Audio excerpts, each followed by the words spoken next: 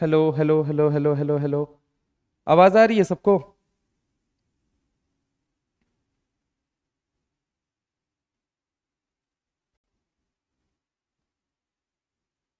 Hello.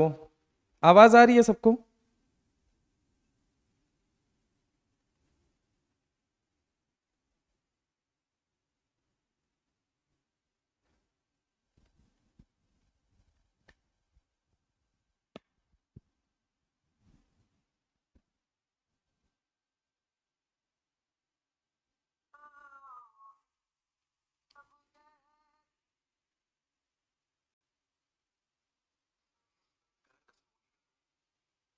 Hello hello hello hello hello.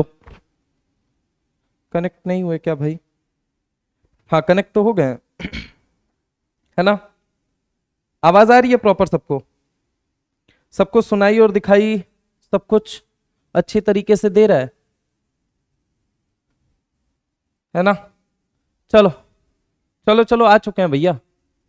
दिखाई विखाई दे रहे हैं? हाँ हाँ, ठीक है ठीक है। चलिए चलिए चलिए चलिए चलिए चलिए।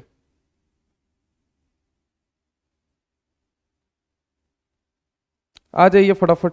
हाँ, अभी क्लियर है। Okay okay okay okay. चलो चलो ठीक है, फिर स्टार्ट करते हैं, है ना? स्टार्ट करते हैं। आज क्या करने वाले हैं अपन? बेटा देखो, बेसिकली अगर मैं आज आपसे बात करूं तो आज मॉड्यूल डिस्कशन करेंगे, सवाल करेंगे, और जो चूंकि हम लोगों को पता है कि बीच में छुट्टी आ गई। छुट्टी मतलब इन द सेंस कि मतलब डीएम का आदेश आ गया जिसकी वजह से क्लासेस रोकनी पड़ी। तो लास्ट टर्न पे अगर आपको याद हो, फ्राइडे और सॉरी थर्सडे और फ्राइडे को मेरी क्लास आनी थी, और उसी टाइम पे क्या हो गया था, पूरी तरीके से बंद हो गया था। ठीक है, तो फिर मंडे से क्लासेस रिज्यूम हुई। तो उस टाइम पे चूंकि टेस्ट भी आ रहा था, तो अपने को मॉड्यूल डिस्कशन एक तो करना था, और एक तो अपने को पहला वाला पार्ट जो था वो वाइंड अप करना था। ऑलमोस्ट बैच नंबर 1 के अंदर हम वाइंड अप कर चुके थे। ठीक है, बैच नंबर 2 के अंदर I think we are left with one topic, that is IUPAC naming. IUPAC naming वाला वो जो टॉपिक था कि आखिर 100 के ऊपर जब हम जाएंगे तो किसी भी एटॉमिक नंबर का अगर मुझे मान लो नामकरण लिखना होगा तो मैं कैसे लिखूंगा, है ना? यहां पे ये वाला टॉपिक पेंडिंग था। खैर, आज मैं पहले आप लोगों को रिवाइज करा देता हूं चीजें कि हाँ क्या क्या चीजें हैं, और फिर मॉड्यूल डिस्कशन पे आएंगे ताकि सवाल सॉल्व करके एक हमारा अगेन कॉन्फिडेंस रीगेन हो। सारे सवाल मैं सॉल्व करके आपको बताऊंगा, आपको चिंता करने की जरूरत नहीं है। ठीक है, तो एक बात मुझे बताइए, क्या आवाज और सारी चीजें सब कुछ एकदम क्लियर है? सब कुछ क्लियर है? क्या हम स्टार्ट कर सकते हैं? Are we ready? क्या हम स्टार्ट कर सकते हैं? जी जी, प्रणाम प्रणाम। स्टार्ट कर सकते हैं। स्क्रीनिंग इफेक्ट तो बेटा वो तो पीरियोडिसिटी का पार्ट है ही ना, वो तो ऑफलाइन में शुरू होना ही है। ठीक है, चलिए ठीक है। ठीक है, तो यहां पे हम शुरुआत करने जा रहे हैं। बेटा हमने कुछ कुछ इंपॉर्टेंट बातें और चर्चाएं आप लोगों के सामने की थी। सबसे पहली चीज मैंने कहा था बेटा, फॉर्मूला ऑफ पीरियोडिक टेबल। किसकी बात की थी बोलो जल्दी? Formula of periodic table. किसकी बात की थी? Formula of periodic table. Periodic table के जब फॉर्मूले की हम बात करते हैं तो हमने कहा था कि भैया जी एनएस से शुरुआत होगा। कहां से शुरुआत होगा? एनएस से। कहां से? एनएस से। कहां से? एनएस से। और एंड कहां पे होगा? एनपी पे। कहां पे एंड होगा? एनपी पे। कहां पे? एनपी पे। बीच में क्या आएगा? तो बीच में आएगा n-1 d आएगा, और n-2 f आएगा। बोलो, बोला था या नहीं बोला था? पक्की बात है, इतनी बात बोली थी। हमने कहा था कि ये s क्या होता है सर, ये f क्या होता है, d क्या होता है, p क्या होता है। सबसे पहला पॉइंट तो ये था। दूसरा पॉइंट ये कि सर ये s-p-d-f था क्या? तो बेटा जी आप लोगों को बताया था, मैंने बताया था क्या होते हैं ये होते हैं सब शेल। क्या होते हैं बोलो जल्दी? सब शेल। क्या होते हैं? सब शेल। क्या होते हैं? सब शेल। इनके आगे जो नंबर लिखा जाता है, ये जो n है, n बोले तो क्या है? ये नंबर है। क्या है बोलो जल्दी? नंबर है। ये जो नंबर बताता है ये किसके बारे में इंफॉर्मेशन देता है सर? शेल के बारे में। किसके बारे में इंफॉर्मेशन देता है? शेल के बारे में। बात आती है एसपीडीएफ क्या है? सब शेल है। इनके अंदर पाया क्या जाता है? ऑर्बिटल। बात करूं कि एस के सब शेल में कितने ऑर्बिटल, तो जवाब आता है सर एक ऑर्बिटल। पी सब शेल में कितने orbital? 3 orbital. D sub shell में कितने orbital? 5 orbital. F sub shell में कितने ऑर्बिटल? 7 ऑर्बिटल। बोलो हाँ या ना? एक महान साइंटिस्ट था, एक महान साइंटिस्ट था, एक महान साइंटिस्ट था जो कह के ये गुजर गया कि एक कटोरे के अंदर, एक ऑर्बिटल के अंदर मैक्सिमम 2 इलेक्ट्रॉन आ सकते हैं। क्या बोला था उसने? एक कटोरे के अंदर अगर हम बात करें, एक कटोरे के अंदर, एक ऑर्बिटल के अंदर मैक्सिमम 2 इलेक्ट्रॉन आ सकते हैं। तो भैया जी जरा गौर से सोच के बताइएगा कि अगर मैं बात करूं कि s के अंदर अगर एक ऑर्बिटल है तो नंबर ऑफ इलेक्ट्रॉन कितने होंगे? 2, p के अंदर 6, d के अंदर 10, f के अंदर 14। क्या बोलो हाँ या ना? इतनी बातें क्लियर हैं? चलो ये बातें तो हो गई थी। अब हमने कहा था बेटा डी जो होते हैं वो कितने तरह के हैं? टोटल 4। डी सीरीज को क्या कहा जाता है? Transition series. क्या बोला जाता है बेटा? डी सीरीज को ट्रांजिशन सीरीज बोला जाता है। डी सीरीज को क्या बोला जाता है? Transition series. क्या बोला जाता है? Transition series. क्या बोला जाता है? Transition series. क्या बोला जाता है? Transition series. याद करो, आप लोगों को बताया था डी सीरीज को ट्रांजिशन सीरीज कितने होते हैं सर? 4 होते हैं। कितने होते हैं? 4। कितने होते हैं? 4। कितने होते हैं? बोल बेटा 4। कितने होते हैं? 4। कौन कौन से होते हैं बता सकता है? सर एक 3D होता है, एक क्या होता है? 4D होता है, एक क्या होता है? 5D होता है, एक क्या होता है? 6D होता है। हाँ या ना बोल भाई? 3D 4D 5D 6D, 3D 4D 5D 6D, ये 4 D होते हैं। ये 4 ट्रांजिशन सीरीज मानी गई हैं या नहीं मानी गई हैं? इनर ट्रांजिशन सीरीज तू किसे कहता है? तू कहता है एफ ब्लॉक वालों को। किसको कहता है? एफ ब्लॉक वालों को। किसको कहता है? एफ ब्लॉक वालों को। ठीक है, एफ ब्लॉक में कौन कौन आता है? 4F आता है, 5F आता है, 4F आता है, 5F, 4F 5F, 4F 5F, 4F 5F, 2 आते हैं। 4F को क्या बोला जाता है? लेंथेनॉइड्स। क्या बोला जाता है? लेंथेनॉइड्स। क्या बोला जाता है? लेंथेनॉइड्स। 5F को क्या बोला जाता है? एक्टेनॉइड्स। क्या बोला जाता है? एक्टेनॉइड्स। क्या बोला जाता है? एक्टेनॉइड्स। क्या बोल बोल बोल? एक्टेनॉइड। सवाल तेरे से बनता है कि एक्टेनॉइड कॉन्ट्रैक्शन और लेंथेनॉइड कॉन्ट्रैक्शन, एक्टेनॉइड कॉन्ट्रैक्शन और लेंथेनॉइड कॉन्ट्रैक्शन, लेंथेनॉइड और एक्टेनॉइड कॉन्ट्रैक्शन के बीच में ग्रेटर कौन होता है मैग्नीट्यूड वाइज? तो आंसर क्या जाएगा? फटाफट से एक बारी बताइए मुझे कमेंट सेक्शन के अंदर। फटाफट से एक बारी मुझे बताएंगे कि लेंथेनॉइड और एक्टेनॉइड कॉन्ट्रैक्शन में मैग्नीट्यूड वाइज कौन ग्रेटर पाया जाता है? दूसरा सवाल कि कितने तरह के ट्रांजिशन, सॉरी कितने तरह के कॉन्ट्रैक्शन पूरी केमिस्ट्री में एग्जिस्ट करते हैं, आई मीन इनऑर्गेनिक केमिस्ट्री के अंदर। फटाफट से फटाफट से फटाफट से सारे लोग मुझे आंसर करेंगे बेटा। एकदम ऑनलाइन और ऑफलाइन के बीच में ये केवल निर्जीव कैमरे की दीवार है, बाकी सजीव दिलों की धड़कनें अभी भी जुड़ी हुई हैं।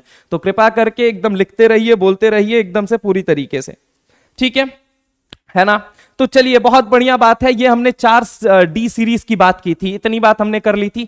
सर जब हम कॉन्ट्रैक्शन की बात करते हैं, किसकी बात करते हैं सर? कॉन्ट्रैक्शन की। किसकी बात करते हैं सर? कॉन्ट्रैक्शन की। किसकी बात करते हैं? कॉन्ट्रैक्शन। हमारे केमिस्ट्री में सबसे पहला कॉन्ट्रैक्शन, कॉन्ट्रैक्शन में कॉन्ट्रैक्शन, पहला कॉन्ट्रैक्शन कौन सा? Contraction transition contraction. कौन सा कॉन्ट्रैक्शन? Transition contraction. दूसरा कौन सा होता है सर? Lanthanoid contraction. दूसरा कौन सा होता है? लेंथेनॉइड। और तीसरा कॉन्ट्रैक्शन कौन सा होता है सर? एक्टेनॉइड होता है सर, एक्टेनॉइड होता है सर। एक्टेनॉइड कॉन्ट्रैक्शन कौन सा होता है? एक्टेनॉइड कॉन्ट्रैक्शन होता है। कितने कॉन्ट्रैक्शन टोटल?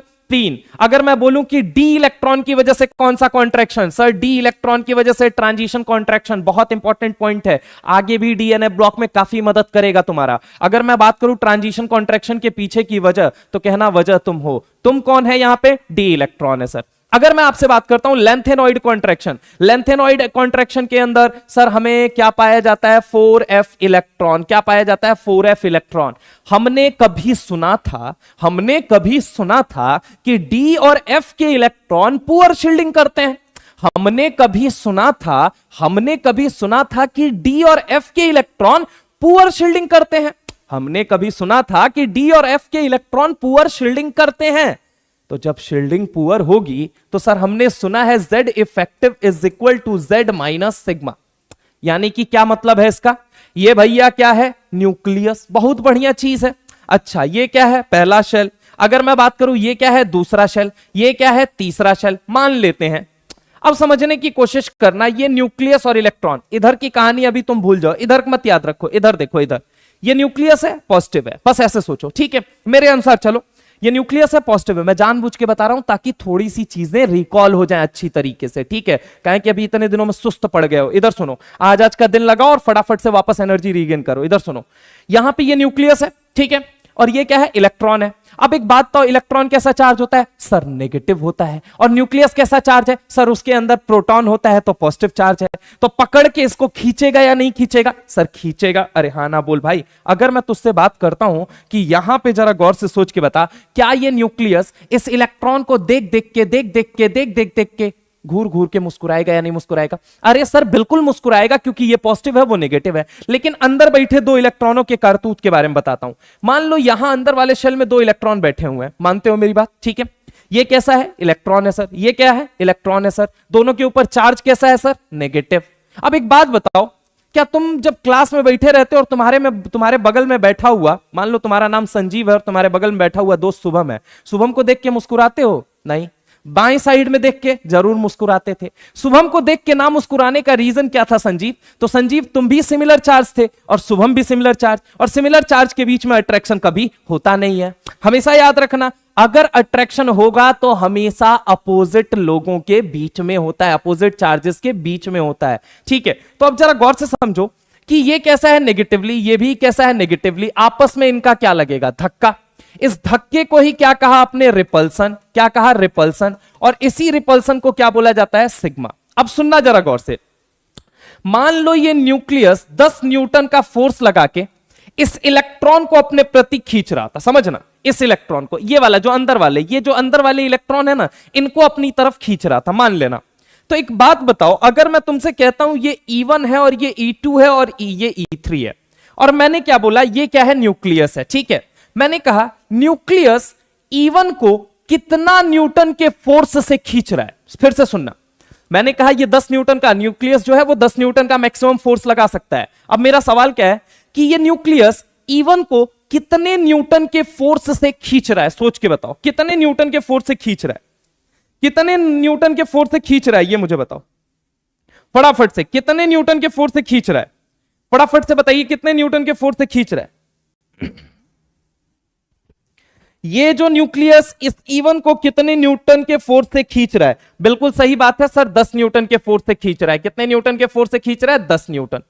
ठीक है, और अगर मैंने तुमसे कहा कि भैया ये E1 जो है ना E3 पे क्या लगा रहा है, E1 जो है E3 पे, E1 जो है E3 पे, E1 जो है E3 पे, E1 जो है E3 पे, E1 जो है E3 पे, ये क्या लगा रहा है? रिपल्सन लगा रहा है।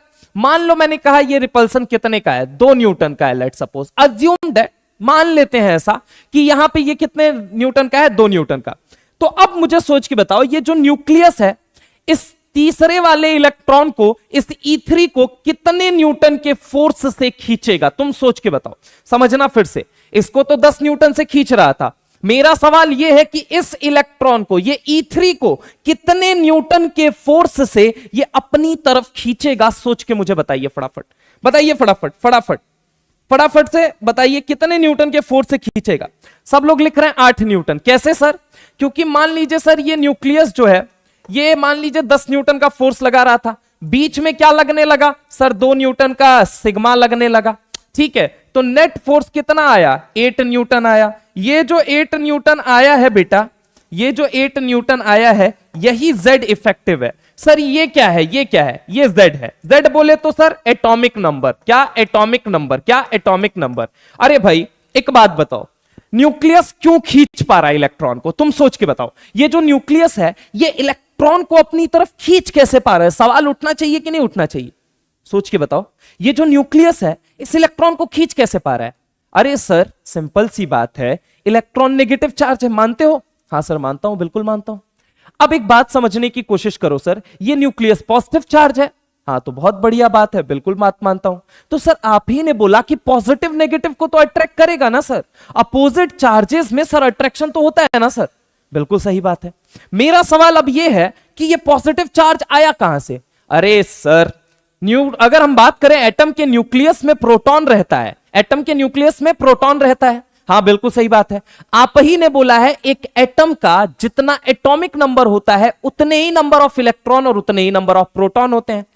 यानी कि फिर से सुनिएगा, एक एटम का जितना एटॉमिक नंबर होता है उतने ही नंबर ऑफ इलेक्ट्रॉन और उतने ही नंबर ऑफ प्रोटॉन होते हैं। यानी जितना एटॉमिक नंबर है उतने ही नंबर ऑफ प्रोटॉन है, और जितना नंबर ऑफ प्रोटॉन है उतना अट्रैक्शन है। तो प्रोटॉन की वजह से अट्रैक्शन है। अट्रैक्शन किसकी वजह से है? Number of proton. और नंबर ऑफ प्रोटॉन कहां से पता चलेगा, एटॉमिक नंबर देख लो। यानी एटॉमिक नंबर को किससे डिनोट करते हैं, जेड से। तो जिस भी एलिमेंट के लिए तुम जेड इफेक्टिव निकालोगे उसका एटॉमिक नंबर रख देना। खैर वो हटाओ बात को, मेन बात यह है कि ये जेड की वैल्यू कहां से लिखते हैं, एटॉमिक नंबर देख के। क्या देख के लिखते हैं, एटॉमिक नंबर। सर इसकी वैल्यू कैसे लिखते हैं, इसके लिए कैलकुलेशन की जाती है, वो आगे चल के पता चलेगा, अभी छोड़ो तो बस, ठीक है। बस इतना समझो, Z effective is equal to what, Z minus sigma. Z minus sigma होता है। अब सिग्मा क्या है, शील्डिंग इफेक्ट है या स्क्रीनिंग इफेक्ट है, यह कहा जाता है, आगे चल के पता चलेगा। हमें इतना पता है कि डी और एफ इलेक्ट्रॉन के लिए यह सिग्मा क्या होता है, पुअर होता है। क्या होता है, पुअर होता है। क्या होता है, पुअर होता है। अगर ये पुअर हुआ, अगर मान लो नेगेटिव में कोई चीज बेकार हो गई तो पॉजिटिव में वो चीज क्या होगी, अच्छी होगी। यानी कि अगर सिग्मा बेकार हुआ तो जेड इफेक्टिव क्या हो जाएगा, अच्छा हो जाएगा। जेड इफेक्टिव का बढ़ना और सिग्मा का घटना, समझना, सिग्मा का घटना और जेड इफेक्टिव का बढ़ना। अगर सिग्मा घटा, डी और एफ के लिए तो कम होता है ना, तो घटा, तो अगर घटा तो जेड इफेक्टिव क्या कर जाएगा, बढ़ जाएगा। जेड इफेक्टिव के बढ़ने का मतलब ये क्या है, न्यूक्लियस, ठीक है। ये क्या है, आउटर मोस्ट शेल का इलेक्ट्रॉन। क्या है, बोलो जल्दी, इलेक्ट्रॉन। अब जेड इफेक्टिव अगर बढ़ गया तो बेटा जी जरा गौर से सोच के बताइएगा, क्या यहां पे इलेक्ट्रॉन को खींचेगा, खींचेगा, खींचेगा, खींचेगा, खींचेगा, बहुत जोर से खींचेगा या नहीं खींचेगा। और जब बहुत जोर से इसको खींचेगा, अगर इसको खींचेगा तो यहां पे हल्का हल्का हल्का हल्का हल्का कॉन्ट्रैक्शन आना शुरू हो जाएगा। ये खिंचते खिंचते खिंचते खिंचते खिंचते खिंचते कॉन्ट्रैक्ट हो जाएगा। और ऐसे कॉन्ट्रैक्शन को केमिस्ट्री की दुनिया में अलग अलग नाम दिए गए हैं। एक नाम है ट्रांजिशन कॉन्ट्रैक्शन, एक नाम है लेंथेनॉइड, एक नाम है actinoid. Transition, lanthanoid, actinoid, transition, lanthanoid, actinoid, transition, lanthanoid, actinoid. Sir transition contraction के पीछे की वजह बताओ। डी इलेक्ट्रॉन होता है। कौन होता है बेटा, डी इलेक्ट्रॉन होता है। सर लेंथेनॉइड के पीछे की वजह बताओ। 4f इलेक्ट्रॉन होता है। कौन सा इलेक्ट्रॉन, 4f इलेक्ट्रॉन। सर अच्छा एक और बात करते हैं कि एक्टेनॉइड कॉन्ट्रैक्शन के पीछे की वजह बताओ। बेटा जी कौन सा इलेक्ट्रॉन, 5f इलेक्ट्रॉन होता है। क्या ये बात समझ में आई, बोलो हाँ या ना। यहां तक की बात सबको क्लियर है, यहां तक की बात में अब नहीं लग रहा है कि हाँ मतलब हम कुछ भूले हुए हैं। क्या हमें वो सारी चीजें याद आ चुकी हैं भैया जी। रिपल्सिव वैल्यू कैसे पता चलेगा बेटा, वो अभी आगे आएगा, जेड इफेक्टिव जब पढ़ाएंगे, स्क्रीनिंग इफेक्ट, ठीक है। यहां तक की बात सबको क्लियर है, क्या हम आगे चल सकते हैं। जो जो मेन मेन मैं बातें बताना चाहता था, कॉन्ट्रैक्शन कितने तरह के होते हैं, ठीक है, फॉर्मूला ऑफ पीरियोडिक टेबल क्या है, ट्रांजिशन सीरीज किसे हम कहते हैं, ठीक है, ब्लॉक, सबशेल, ये सारी चीजें क्या है, ये सारी बातें क्लियर है, क्लियर है। चले हम आगे चले, चलिए चलिए हम आगे चलते हैं दोस्त। यहां तक की बात हो गई थी, अब हम आ जाते हैं थोड़ा सा इलेक्ट्रॉनिक कन्फ्यूग्रेशन की मेजर बातों पे। इलेक्ट्रॉनिक कन्फ्यूग्रेशन की जब हम बात करते हैं दोस्त, इलेक्ट्रॉनिक कन्फ्यूग्रेशन की जब हम बात करते हैं तो इलेक्ट्रॉनिक कन्फ्यूग्रेशन में एस ब्लॉक के लिए जनरल इलेक्ट्रॉनिक कन्फ्यूग्रेशन क्या था। सबसे पहले इनर्ट गैस लिखो। क्या लिखो, बोलो बेटा, इनर्ट गैस। पहले वाली बाद वाली, सारे बच्चे बोलेंगे, सारे बोलो, सारे बोलो, सारे बोलो। पहले वाली बाद वाली, मैं देख पा रहा हूं यहां पे सर, पहले वाली। उसके बाद क्या होगा, NS, कहां से कहां तक सर, 1 से 2। कितने इलेक्ट्रॉन आ सकते हैं एक कटोरे में, मैक्सिमम 2, ठीक है, तो 1 से 2 पक्की बात है, बोलो हाँ या ना। अच्छा ऐसे ही अगर मैं बात करूं कि इसकी पी ब्लॉक की बात करते हैं, पी ब्लॉक, तो पी ब्लॉक के अंदर सबसे पहले क्या लिखोगे, इनर्ट गैस। क्या लिखोगे मेरे भाई, इनर्ट गैस। क्या लिखोगे, इनर्ट गैस। उसके बाद क्या लिख दो, NS, वही पीरियोडिक टेबल का फॉर्मूला, N-2F लिख दो, N-1D लिख दो और NP लिख दो, पक्की बात है। तो अगर मैं बात करूं पी ब्लॉक में, क्या ये भरेगा नहीं भरेगा, बिल्कुल भरेगा सर। ये भरेगा नहीं भरेगा, बिल्कुल भरेगा सर। ये भरेगा नहीं भरेगा, बिल्कुल भरेगा सर, कोई दिक्कत वाली बात नहीं है। ये कहां से कहां तक पाया जाएगा सर, 1 से लेके 6 तक पाया जाता है। कहां से लेके, 1 से लेके 6 तक पाया जाता है, पक्की बात है। आगे आ जाओ, डी ब्लॉक में आ जाते हैं, डी ब्लॉक में आ जाते हैं भैया। देखो अगर F पाया गया तो F तो भरा जाएगा, D पाया गया तो D भरा जाएगा। आ जाओ डी ब्लॉक में आ जाओ। सबसे पहले क्या लिखोगे बेटा, इनर्ट गैस। क्या लिखोगे, इनर्ट गैस, ठीक है, इनर्ट गैस। इसके बाद से अगर मैं तुमसे बात करूं तो क्या होता है, NS, फिर आता है N-2F और फिर आता है N-1D। अगर मैं बात करूं, यहां सावधानी बरतने वाला गेम है बेटा। देखो 14, ये तो अगर पाया गया तो ये तो 14 पूरा होगा। ठीक है, समझने की कोशिश करो, ये कहां से कहां होता है, ये 0 से 2 होता है। सर 0 कहां देखने को मिलता है, याद करो पैलाडियम का केस, याद करो एटॉमिक नंबर 46 बताया था या नहीं बताया था। यहां पे क्या हो जाता था, 4d10, 5s 0 हो गया था या नहीं हो गया था, ये मुझे बताओ। 5s, n की वैल्यू कितनी है 5, n-1 की वैल्यू कितनी बन जाएगी 4। ठीक है, तो अगर मैं तुमसे बात करूं, यहां पे जरा गौर से देखना, ये s क्या बन चुका है 0, तो 0 से लेके ये 2 तक जा सकता है, और ये 1 से लेके 10 तक जाएगा। क्या ये बात समझ में आई या नहीं आई, बोलो हाँ या ना। यहां तक की बात सबको क्लियर है या नहीं क्लियर है, ये मुझे बताइए, यहां तक की बात सबको क्लियर है, हाँ या ना। ठीक है, बताइए फटाफट। ठीक है, हाँ बिल्कुल सही बात है। अब पैलाडियम के अंदर हमने बोला था कि आउटर मोस्ट शेल किसे मानोगे, ये मुझे बताओ, आउटर मोस्ट शेल किसे मानोगे, फोर्थ शेल को या फिफ्थ शेल को, आउटर मोस्ट शेल किसे मानोगे, फोर्थ को या फिफ्थ को, फोर्थ को मानोगे या फिफ्थ को मानोगे, ये मुझे बताओ, फोर्थ को मानोगे या फिफ्थ को मानोगे। Outermost shell sir fifth को मानेंगे, किसको मानेंगे बोल बेटा, फिफ्थ को मानेंगे, किसको मानेंगे फिफ्थ को, किसको मानेंगे फिफ्थ को, है ना, नहीं नालायक फोर्थ को मानते हैं, किसको मानते हैं फोर्थ को, किसको मानते हैं फोर्थ को, किसको मानते हैं फोर्थ को। अरे भाई एक बात मुझे सोच के बताओ, 5s में इलेक्ट्रॉन ही नहीं है, 5s के अंदर इलेक्ट्रॉन ही नहीं है, जब इलेक्ट्रॉन नहीं है तो भैया उसको कैसे आउटर मोस्ट शेल मान सकते हो, वो तो खाली पड़ा है ना। अच्छा, पैलेडियम दुनिया का एकमात्र ऐसा एलिमेंट है जिसके आउटर मोस्ट शेल में 18 इलेक्ट्रॉन पाए जाते हैं। पैलाडियम दुनिया का एकमात्र ऐसा एलिमेंट है जिसके आउटर मोस्ट शेल में 18 इलेक्ट्रॉन पाए जाते हैं। क्या ये मेरी बात से सहमत है या नहीं है, पक्की बात है, क्या मेरी बात से सहमत है। ठीक है, तो अगर हम यहां तक की बात कर ले, एफ ब्लॉक के लिए आप खुद लिखेंगे। ठीक है, यहां तक की बातें हो गई। अब आ जाइए थोड़ा सा एक्सेप्शनल कन्फ्यूग्रेशन के ऊपर, कहां पे आ जाइए, एक्सेप्शनल कन्फ्यूग्रेशन के ऊपर, कहां आ जाइए, एक्सेप्शनल कन्फ्यूग्रेशन के ऊपर, कहां आ जाइए, एक्सेप्शनल कन्फ्यूग्रेशन के ऊपर, कहां आ जाइए, एक्सेप्शनल कन्फ्यूग्रेशन के ऊपर। भाई देखो डी के अंदर मैंने बोला था एक होता है 3D, एक होता है 4D और एक होता है 5D। ठीक है, इतने लोग होते हैं, जरा गौर से देखिए 3D के अंदर बेटा जी D4 और D9 डू नॉट एग्जिस्ट। क्या कहा जाता है, D4 और D9, D4 और D9, D4 और D9 do not exist, do not exist, D4 और D9 डू नॉट एग्जिस्ट। बहुत बढ़िया। 4D के अंदर सर D3 नहीं एग्जिस्ट करता, D6 नहीं एग्जिस्ट करता, D9 नहीं एग्जिस्ट करता। क्या क्या बोलो जल्दी, D3 नहीं एग्जिस्ट करता, D6 नहीं एग्जिस्ट करता और D9 नहीं करता। D3 D6 D9, D3 D6 D9, D3 D6 D9, ये तीनों एग्जिस्ट नहीं करते हैं सर।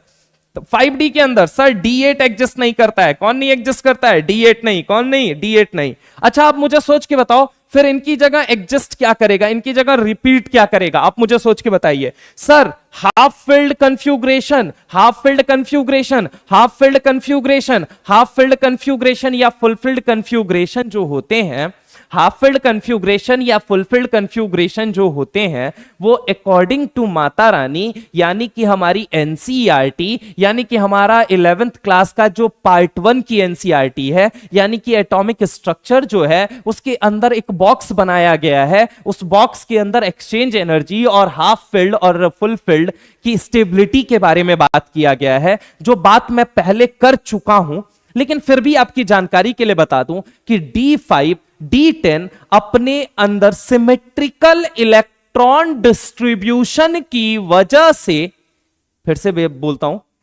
अगर हाफ फिल्ड या फुल फिल्ड की बात की जाती है तो वो एक्स्ट्रा स्टेबल होते हैं, एक्स्ट्रा उत्कृष्ट होते हैं। समझ रहे हैं आप मेरी बात को, एक्स्ट्रा स्टेबल होते हैं, समझ रहे हैं अपनी बात को। रीजन अगर कोई पूछे तो कारण क्या है, इनके अंदर सिमेट्रिकल इलेक्ट्रॉन डेंसिटी, क्या सिमेट्रिकल इलेक्ट्रॉन डेंसिटी, क्या सिमेट्रिकल इलेक्ट्रॉन डेंसिटी, क्या सिमेट्रिकल इलेक्ट्रॉन डेंसिटी, क्या सिमेट्रिकल इलेक्ट्रॉन डेंसिटी पाई जाती है। इसकी वजह से ये एक्स्ट्रा स्टेबल होते हैं, बस इतनी बात याद रखिए। अब मुद्दे की बात पे आते हैं कि भैया देखो डी के कटोरे में जब जाना तो ऐसा जाना कि इसके पास 5 कटोरे हैं, इसके पास 5 कटोरे हैं, इसके पास 5 कटोरे हैं, कितने कटोरे हैं 5, कितने कटोरे हैं 5, तो या तो सब में एक एक इलेक्ट्रॉन भेज दो, 1 2 3 4 5। अगर पांचों में एक एक इलेक्ट्रॉन भेजोगे तो हाफ फिल्ड हो गया, हाफ फिल्ड हो गया, बोलो हाँ या ना, क्योंकि एक कटोरे में मैक्सिमम 2 इलेक्ट्रॉन। तो अगर आपके पास कटोरा 5 है तो मैक्सिमम तो 10 इलेक्ट्रॉन आ सकता है, और सब में अगर एक एक इलेक्ट्रॉन ही डाला, मतलब 5 इलेक्ट्रॉन डाला, 5 इलेक्ट्रॉन क्या हो गया, हाफ हो गया। तो अगर मैं बात करूं D5 और D10 क्या करते हैं, रिपीट करते हैं। क्या करते हैं बोल बेटा, रिपीट करते हैं। क्या करते हैं, रिपीट। जैसे कि D5 के पहले जो नंबर नहीं एग्जिस्ट कर रहा है उसके लिए D5 एग्जिस्ट करेगा। फॉर एग्जांपल D4 के लिए D5 पे रिपीट करेगा। समझ रहा हूं मेरी बात को, D4 के लिए D5 रिपीट करेगा, D4 के लिए D5 रिपीट करेगा, D9 के लिए D10। 5 के पहले वाला जो नंबर है अगर वो एग्जिस्ट नहीं कर रहा है तो उसके लिए D5 रिपीट करता है। अब 5 के बाद वाला नंबर अगर वो एग्जिस्ट नहीं कर रहा है तो उसके लिए D10 रिपीट करता है। फॉर एग्जांपल जैसे यहां D3 है, क्या ये 5 के पहले वाला नंबर है तो इसके लिए कौन रिपीट करेगा, D5 रिपीट करेगा। जैसे यहां D6 है, 5 के बाद वाला नंबर है, हाँ या ना, तो इसके लिए कौन रिपीट करेगा, D10 रिपीट करेगा। क्या ये बात सबको समझ में आई, यहां तक की बात सबको क्लियर है भैया, यहां तक की बात सबको क्लियर है, ठीक है। ऐसे ही अगर हम बात करें D3, D6, D9 के लिए अगेन कौन रिपीट करेगा, D5 और D10। ऐसे ही 5D, D8 के लिए D5 और D10। हाँ, इसके लिए कौन रिपीट नहीं करता है, तो D5 रिपीट नहीं करता है। क्यों नहीं करता है सर, अरे भाई ये D8 है, मानते हो इतनी बात। अब ये D8 है, इसके बारे में समझने की कोशिश करना कि D8 5 के बाद वाला नंबर है, 5 के बाद वाला नंबर है, तो इसके लिए D10 रिपीट करेगा, ना कि D5। समझ रहा हूं मेरी बात को। चलिए ऐसे ही अगर हम आगे आ जाते हैं तो एक और पेज है उसको हम समझ लेते हैं और उसके बाद ये खत्म हो जाएगा। That is exceptional configuration. Exceptional configuration कहां पे, F block, in F block, in F block, in F block, in F block, in F block. आपको पता है एफ ब्लॉक के अंदर कौन कौन आएगा भैया जी, तो एक तो आएगा मेरे भाई 4F और एक आएगा मेरे भाई 5F। एक को कहते हैं लेंथेनॉइड। क्या कहते हैं, लेंथेनॉइड। क्या कहते हैं, लेंथेनॉइड। क्या कहते हैं, लेंथेनॉइड। एक को क्या कहते हैं बेटा जी, एक्टेनॉइड। क्या कहते हैं, एक्टेनॉइड। क्या कहते हैं, एक्टेनॉइड। ठीक है, एक है 4F, एक है 5F। अब मैंने क्या बोला था, आपको एक कोड याद करवाया था, अगर आपको याद हो, F028158। अगर याद है, F28158 याद है, F028 याद है, F028158 क्या कोड याद कराया था फटाफट। तो यहां पे अगर हम बात करें F F F F F, यहां पे अगर मैं बात करूं 4F 5, यहां पे sorry 4F 4F 4F 5F 5F 5F, बताइए क्या क्या एग्जिस्ट नहीं करता है। चलिए 4F में 0 नहीं एग्जिस्ट करता है, 2 नहीं एग्जिस्ट करता है, 8 नहीं एग्जिस्ट करता है। इसके लिए क्या कहा जाता है, डू नॉट एग्जिस्ट। ये एग्जिस्ट नहीं करता है, डू नॉट एग्जिस्ट, ये एग्जिस्ट नहीं करता है।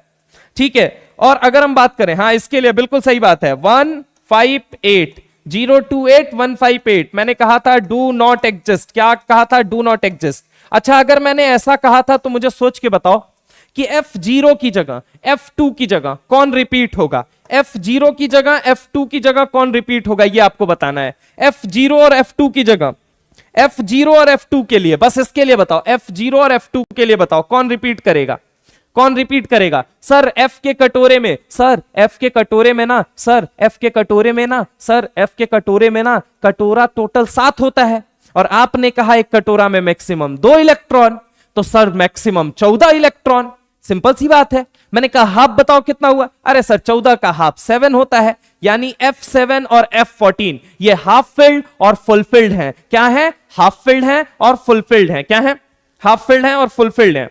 ठीक है, हाँ बिल्कुल सही बात है। तो यहां पे रिपीट करेगा F7। अच्छा F8 के लिए बताइए, F8 के लिए, F8 के लिए कौन रिपीट करेगा फटाफट, F8 के लिए कौन कौन रिपीट करेगा, F8 के लिए कौन रिपीट करेगा भैया, F8 के लिए कौन रिपीट करेगा, फटाफट से मुझे बता दीजिए, F8 के लिए कौन रिपीट करेगा, F8 के लिए, F8 के लिए कौन रिपीट करेगा, F8 के लिए, F8 के लिए बिल्कुल सही बात है, F8 के लिए F14 रिपीट करेगा। क्या करेगा, रिपीट करेगा। उम्मीद है आप समझ चुके हैं, यह बात आपके फेफड़े के अंदर पहुंच चुकी है। F1 के लिए सर F7 रिपीट करेगा, F5 के लिए सर F7 रिपीट करेगा, F8 के लिए सर F14 रिपीट करेगा। क्या ये बात समझ में आई या नहीं आई, ये बात मुझे बताओ मेरे भाई, बोलो बोलो सारे बोलो, क्या ये बात समझ में आई या नहीं आई, बोलो हाँ या ना, बोलो हाँ या ना। ठीक है, अगर मैं बात करूं ये 4F0 कहां पे पाया जाता है, इसको देखना जरा गौर से। ठीक है, आगे हम चलते हैं, चलिए फटाफट से आगे हम चलते हैं। यहां पे अगर हम बात करें तो नेक्स्ट यहां पे आ जाते हैं। इतनी बातें हो गई थी कॉन्फ़िगरेशन और ये सारी चीजों को लेकर, इतनी बातें हमने कर ली थी, ऑलमोस्ट सारी चीजें हमारी कवर भी हो गई थी। ठीक है, अब हम आते हैं थोड़ा सा आईयूपीएससी नेमिंग पे। किस पे आते हैं? आईयूपीएससी नेमिंग। कहां पे आते हैं? आईयूपीएससी नेमिंग पे आते हैं। किस पे आते हैं? आईयूपीएससी नेमिंग। और इसी के बाद सवाल शुरू कर देंगे फिर करना आईयूपीएससी। अच्छा, एक चीज तो बताना भूल ही गए, ग्रुप पीरियड और ब्लॉक आइडेंटिफिकेशन। ग्रुप पीरियड और ब्लॉक आइडेंटिफिकेशन, इस पे भी सवाल बनेगा। किस पे बनेगा? ग्रुप पीरियड और ब्लॉक आइडेंटिफिकेशन, और ब्लॉक आइडेंटिफिकेशन, ब्लॉक आइडेंटिफिकेशन, इस पे भी तो सवाल बनेगा। चलिए, सबसे पहली चीज आपको क्या चेक करना है? 104 से लेके 118 का एलिमेंट तो नहीं है वो जो सवाल में दिया गया है। आपसे ग्रुप निकलवा रहा है, पीरियड निकलवा रहा है, ब्लॉक निकलवा रहा है। मैं वापस से इस पेज पे संजो दे रहा हूं क्योंकि यही पेज अभी आपका मॉड्यूल का एक एक सवाल सॉल्व कराएगा। सुनिएगा, सबसे पहले अगर ग्रुप के बारे में, ब्लॉक के बारे में या पीरियड के बारे में 104 से 118, कितना मेरे भाई? 104 से 118, कितना? 104 से 118 दे दे और तुमको दिख जाए, तुम सीधा क्या बोलोगे? मेरी बात समझ लेना, मेरी बात समझ लेना। सुनो, अगर मैं तुमसे बात करूं कि सर इनका पीरियड नंबर क्या होगा, सर इनका पीरियड नंबर क्या होगा, बोलो जल्दी। इनका पीरियड होता है 7th पीरियड मेरे भाई, फिक्स है इनका 7th पीरियड, फिक्स है। सर इनका ग्रुप कैसे निकालेंगे? ग्रुप कैसे निकालेंगे मेरे भाई? एक चीज बस ध्यान रखना, लास्ट का 2 डिजिट देख लेना। Last 2 digit, last 2 digit, last 2 digit क्या देख लेना? लास्ट 2 डिजिट देख लेना। अगर हम बात करें ग्रुप नंबर निकल गया, पीरियड निकल गया, सर ब्लॉक कौन सा होगा? ब्लॉक कौन सा होगा? ब्लॉक तो तुम आसानी से निकाल सकते हो। कैसे निकाल सकते हो? सुनो जरा गौर से। तुमको पता है कि अगर पहला और दूसरा ग्रुप है तो एस ब्लॉक होगा। अगर मान लो 3 से लेके 12 तक है तो तुमको पता है वो कौन सा है? डी ब्लॉक है। अगर 13 से 18 तक का है तो 13 से 18 तक का मतलब क्या हो गया? P block. अब यहां पे जैसे अगर देखोगे 104 से 118 है, 104 से 118 तो 4 कहां पाया जाएगा? सर 3 से 12 मतलब ब्लॉक डी हो गया। अगर मैं बात करूं यहां पे 113 ले लिया जाता। अब 113 में ग्रुप नंबर बताओ। सर लास्ट का 2 डिजिट देखो, लास्ट का 2 डिजिट 13 आया। 13 कौन से ब्लॉक का है? तो सर पी ब्लॉक का है। कौन से ब्लॉक का है? पी ब्लॉक का। तो ये आसानी से आप निकाल सकते हैं, पहले भी निकालना सिखाया है। यहां पे देखो, यहां पे ब्लॉक अगर मैं बात करूं कि ग्रुप नंबर से तुम्हें ब्लॉक पता चल जाएगा। किससे? ग्रुप नंबर निकाल लो, उसी से तुम्हें ब्लॉक का अंदाजा लग जाएगा। पहला काम ये करना है। दूसरा काम क्या करना है? दूसरा काम अगर सवाल इससे ना बने तो दूसरा काम क्या करना है? दूसरा काम यह है कि कहीं तुम वो तो नहीं जो मैं सोच रहा हूं, कहीं तुम वो तो नहीं जो मैं सोच रहा हूं। क्या सोचना है अब? लेंथेनॉइड्स के बारे में। किसके बारे में? लेंथेनॉइड। अगर मैं बात करूं इसके बाद अगर हम बात करें तो क्या हम सोचेंगे? 58 से लेके 71 तक और 90 से लेके 103, ये क्या हो गया बेटा जी? ये हो गया आपका एफ ब्लॉक। क्या हो गया? बोलो जल्दी। F block. क्या हो गया? F block. इनका ग्रुप क्या है? फिक्स है। इनका ग्रुप नंबर क्या है? फिक्स है। ग्रुप नंबर क्या है? थर्ड। इनका ग्रुप नंबर फिक्स है। इनका ग्रुप नंबर क्या है? बोलो जल्दी। फिक्स है। इनका ग्रुप नंबर क्या है? फिक्स है। अगर मैं बात करूं कि ये कौन सा है तो ये है 4F। 4F का मतलब ये कौन से पीरियड का होगा? कौन से पीरियड का? तो फॉर्मूला ये कहता है ये 6 पीरियड का है। कौन से पीरियड का है? 6th पीरियड का है। कौन से पीरियड का है? 6th पीरियड का है। अगर मैं बात करूं ये क्या है तो ये है 5F। क्या है? बोल बेटा। 5F है। क्या है? 5F है। क्या है? 5F। और 5F की बात करता हूं, 5F की, तो इसका मतलब इसका पीरियड क्या हुआ? NS से शुरुआत होती है, N-2F। अगर F है 5F तो N की वैल्यू रही होगी 7, यानी कि ये कौन सा पीरियड हो गया? 7th period. कौन सा पीरियड हो गया? बोल बेटा। 7th period. कौन सा पीरियड हो गया? 7th period. ये दोनों चीजें पहले कंफर्म कर लेना, है ना? अगर ये दोनों चीजें तुमने कंफर्म कर ली फिर तो तुम्हारे पास फॉर्मूला है ही। ब्लॉक निकालना हो, ग्रुप निकालना हो, पीरियड निकालना हो, तुम्हें कोई समस्या हो ही नहीं सकती है। रामबाण सबसे बड़ा तुम्हारे हाथ में क्या है?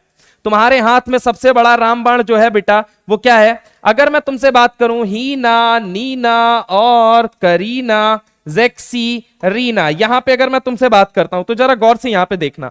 अगर यहां पे देखो, इसका एटॉमिक नंबर 2, इसका एटॉमिक नंबर 10, 18, यहां पे कितना हो गया? 36, 54, यहां पे कितना हो गया? 86, और ये कितना हो गया? 118 का मतलब यहां पे आ गया तुम्हारा 118 ओजी आ जाता है। क्या आ जाता है? ओजी आ जाता है।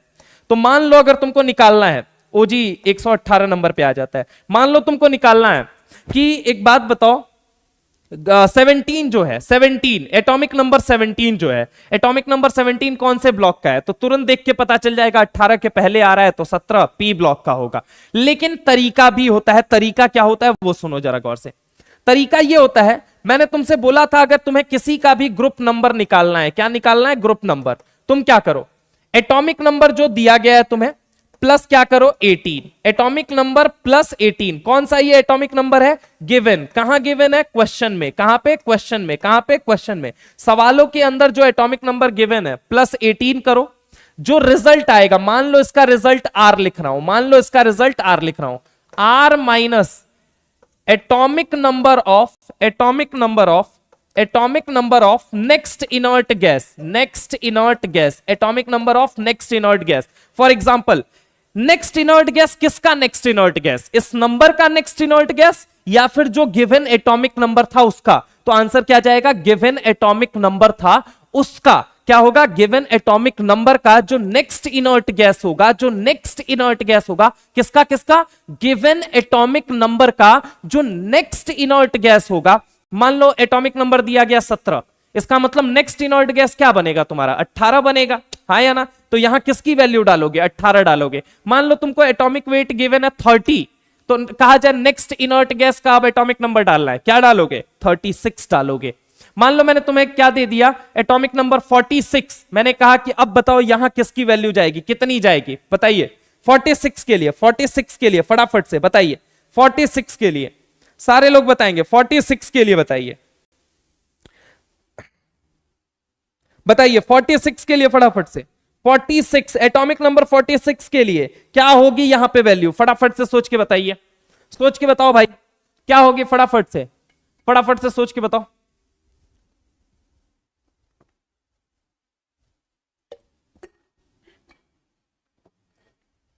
सोच के बताओ भैया।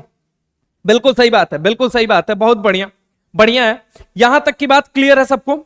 यहां तक की बात क्लियर है? तो ग्रुप, ब्लॉक और पीरियड आइडेंटिफिकेशन में तुम्हें ऐसा दिक्कत नहीं आनी चाहिए। मान लो पीरियड पहचानना है, एक और बात थोड़ा अलग से बता दे रहा हूं, पीरियड पहचानना है। पीरियड नंबर कैसे पहचाने? पीरियड नंबर कैसे पहचाने? सुनिए, आप सबसे पहले रामबाण यूज कीजिए, हीना, नीना और करीना, जेक्सी, रीना, ओजी, ठीक है। अब मान लो इसका एटॉमिक नंबर 2, इसका 10, इसका 18, इसका 36, इसका 54, इसका 86, इसका 118। मैंने कहा atomic number 83, atomic number 83 belongs from which period? मैंने क्या बोला? Atomic number 83 belongs from which period? Atomic number 83 belongs from which period? फटाफट से बताइए, atomic number 83 belongs from which period? बताइए फटाफट, फटाफट से सोच के बताइए। Atomic number 83 belongs from which period? Answer yes. 2-3 लोगों ने तो आंसर, 2-3 कहां, एक ने बस दिया अभी। हाँ हाँ, ठीक ठीक ठीक ठीक ठीक ठीक ठीक ठीक ठीक।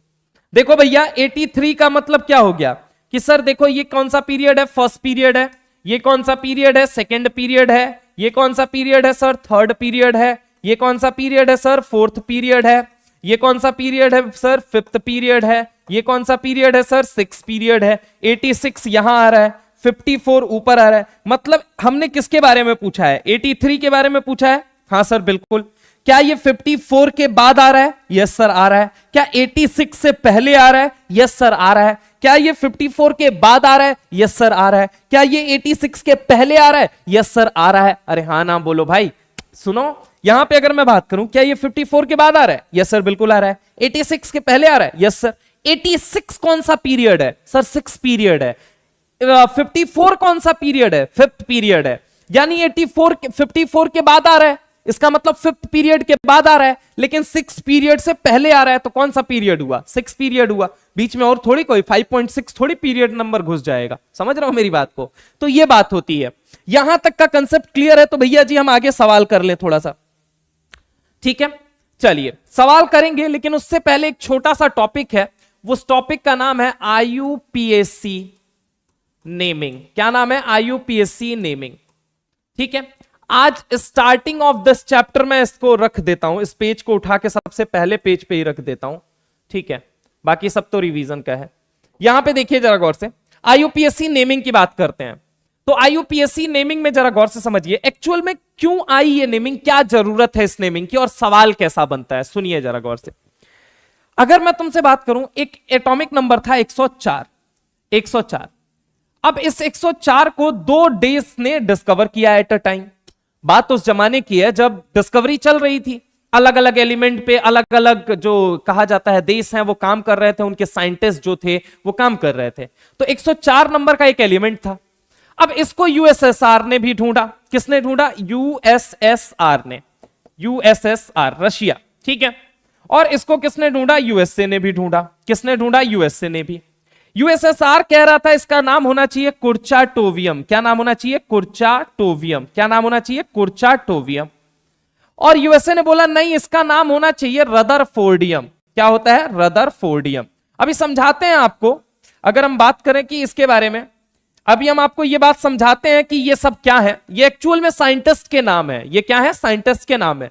जो साइंटिस्ट अहम भूमिका निभाते हैं डिस्कवरी के अंदर, तो उन्हें सम्मान देने के लिए उनके नाम पे ये एलिमेंट का नाम रखा गया है, ठीक है। और जनरली अगर मैं आपसे बात करूं तो यही आपको याद भी रखना है, क्योंकि आप अगर विगत वर्ष 2020 का पेपर उठा के देखेंगे तो उसके अंदर यहीं से नीट ने सवाल कर लिया था। उसके पहले सब लोग इसे हल्के में ले रहे थे और अगेन इसको सब लोग हल्के में लेने जा रहे हैं। लेकिन आप ऐसी गुस्ताखी, आप ऐसा महापाप, आप ऐसी गलती मत कीजिएगा, ठीक है। मुद्दा क्या है? 104 वाले को यह कह रहा है कुर्चाटोवियम है, ई कह रहा है कि नहीं भैया इसका रदरफोर्डियम है। अब बात मामला फंस गया। अब यह हुआ कि और उसमें 2-4 देश कूद पड़े कि नहीं नहीं हमारा नाम हम ये दे रहे हैं, हमने भी इसको डिस्कवर किया है। अब यह हुआ, आईयूपीएससी निकला एकदम चालाक, बोला ऐसे तो बहुत सारे देश हैं, लगेंगे सब अलग अलग भाषा में बतियाने, तो हम लोग झेलेंगे कहां से? समझ रहे हो मेरी बात को? तो आईयूपीएससी ने क्या बोला कि देखो भैया हम नियम बना रहे हैं। लोगों ने बोला क्या नियम बना रहे हो? बोला कि जैसे ही नंबर है ना, इस नंबर के लिए शब्द हम निर्धारित करेंगे। बोला ऐसा कैसे कर सकते हो? तो बोलता है चुप गवार, तुमसे ज्यादा पढ़े लिखे हैं इसीलिए आईयूपीएससी में बैठे हैं, और आईयूपीएससी में बैठे हैं तो हमारी तुमको सुननी पड़ेगी। समझ रहे हो? जैसे एनसीईआरटी की तुमको सुननी पड़ती है ना, वैसे ही आईयूपीएससी की भी सुननी पड़ेगी, ठीक है। साइंटिस्ट लोगों को सुननी पड़ेगी। तो सिंपल सी बात हुई। इसने बोला क्या कि मैं जैसे एक शब्द है ना, इसके लिए क्या यूज करूंगा? अन। क्या वर्ड यूज करूंगा? अन। क्या वर्ड यूज करूंगा? अन। क्या वर्ड यूज करूंगा? अन, ठीक है। लोगों ने बोला जीरो के लिए क्या यूज करोगे? तो लोग इसने क्या बोला? निल। 2 के लिए बाई, 2 के लिए बाई, 3 के लिए ट्राई, 3 के लिए ट्राई, 4 के लिए, 4 के लिए बताइए क्वाड, 4 के लिए फटाफट से, 4 के लिए क्वाड, हाँ या ना? 4 के लिए रसिया की बात मानना चाहिए। वाह बेटा, नहीं तुम नहीं बैठे थे ना आईयूपीएससी में, वरना तुम उसी की बात मानते हैं, हम समझ रहे हैं, ठीक है। 4 के लिए बताइए भाई साहब, 4 के लिए फटाफट से, 4 के लिए बताइए, 4 के लिए बताएंगे, 4 के लिए बताइए क्वाड। यस, क्या होगा? क्वाड। टेट्रा कोई नहीं बोला, बहुत बढ़िया। 5 के लिए क्या हो जाएगा? पेंट। 6 के लिए क्या हो जाएगा? हेग्स, ठीक है। और 7 के लिए, 7 के लिए अगेन महत्वपूर्ण होता है। 7 के लिए मैं आपका ध्यान यहां पे आकर्षित करना चाहूंगा, मैं आपके ध्यान को इधर आकर्षित करना चाहूंगा मेरे भाई, जरा गौर से देखिएगा। 7 के लिए हेप्ट या सेप्ट? हेप्ट या सेप्ट? जरा गौर से, हेप्ट या सेप्ट बताइए यहां पे फटाफट, फटाफट देख के, हेप्ट होगा या सेप्ट होगा? बहुत बढ़िया। अगर ऑर्गेनिक केमिस्ट्री होती तो क्या हो जाता ये? अगर ऑर्गेनिक केमिस्ट्री होती तो क्या हो जाता? सेप्ट या हेप्ट? अगर ऑर्गेनिक होती तो क्या हो जाता? ऑर्गेनिक होती तो यहां पे क्या होता? हेप्ट होता। और अगर इनऑर्गेनिक है तो क्या होगा? सेप्ट होगा। पक्की बात है? बोलो हाँ या ना?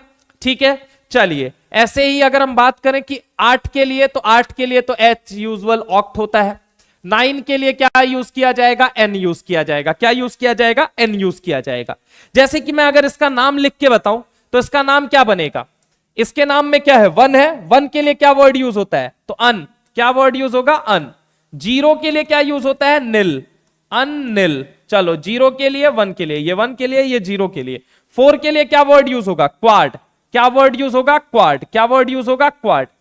और चूंकि ये मेटेलिक होते हैं, जो जनरली कहा जाए अगर आपसे कि ये लोग क्या है, तो ये मेटल है, और मेटल को इलेक्ट्रॉन देना पसंद है।